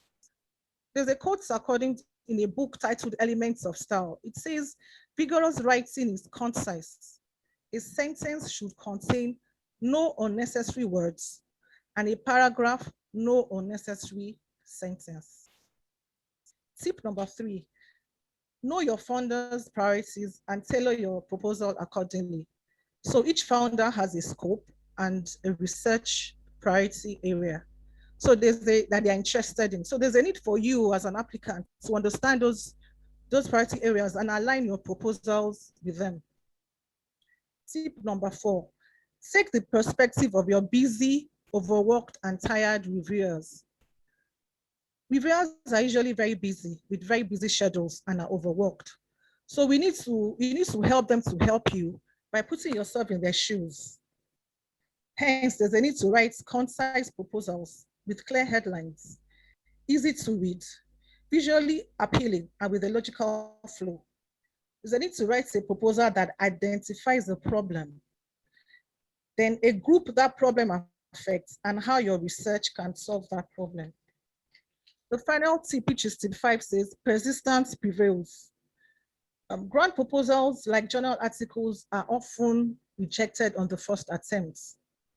And then such rejections should be seen as opportunities to revise and to improve your proposal and resubmit. With many funding agencies, it is extremely unlikely to get funded on the first round. And so when you get the reviews, if you can get them, take the critique seriously, address them, and move on with another proposal. And in summary, never give up. Thank you. Thank you very much. Thank you very much. I think that resonates quite well with what we have been talking about. All right. Let me finalize and then send you away to your groups. So for tomorrow, some of you still need time. I don't have much important things left still to give you. I think those we can just mention them tomorrow. So what I will do tomorrow is that I will give you, when we come in the morning, I will make some announcement, and then I will send it to your groups to continue until lunch. So you start the presentation after the lunch. Okay. I hope every one of you is happy with that. So tomorrow morning until lunch, we wouldn't have presentation from me. To be your day. It will be your day in the morning, your day in the afternoon. I'll just sit down and listen to what you have done. So I'll make it so that you have time to work on your group projects. Is that plan okay for everyone? You are returning us to our group, isn't it? Yeah, we'll return to you, but I'm saying tomorrow. Okay. It sounds good. Great. It's okay. Okay. All right. So what you do is to continue working on the process, your project, and I think that should be the case.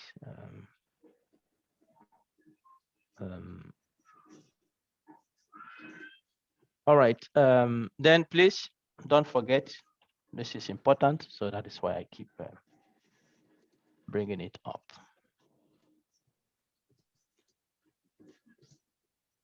Any issues now before I send you?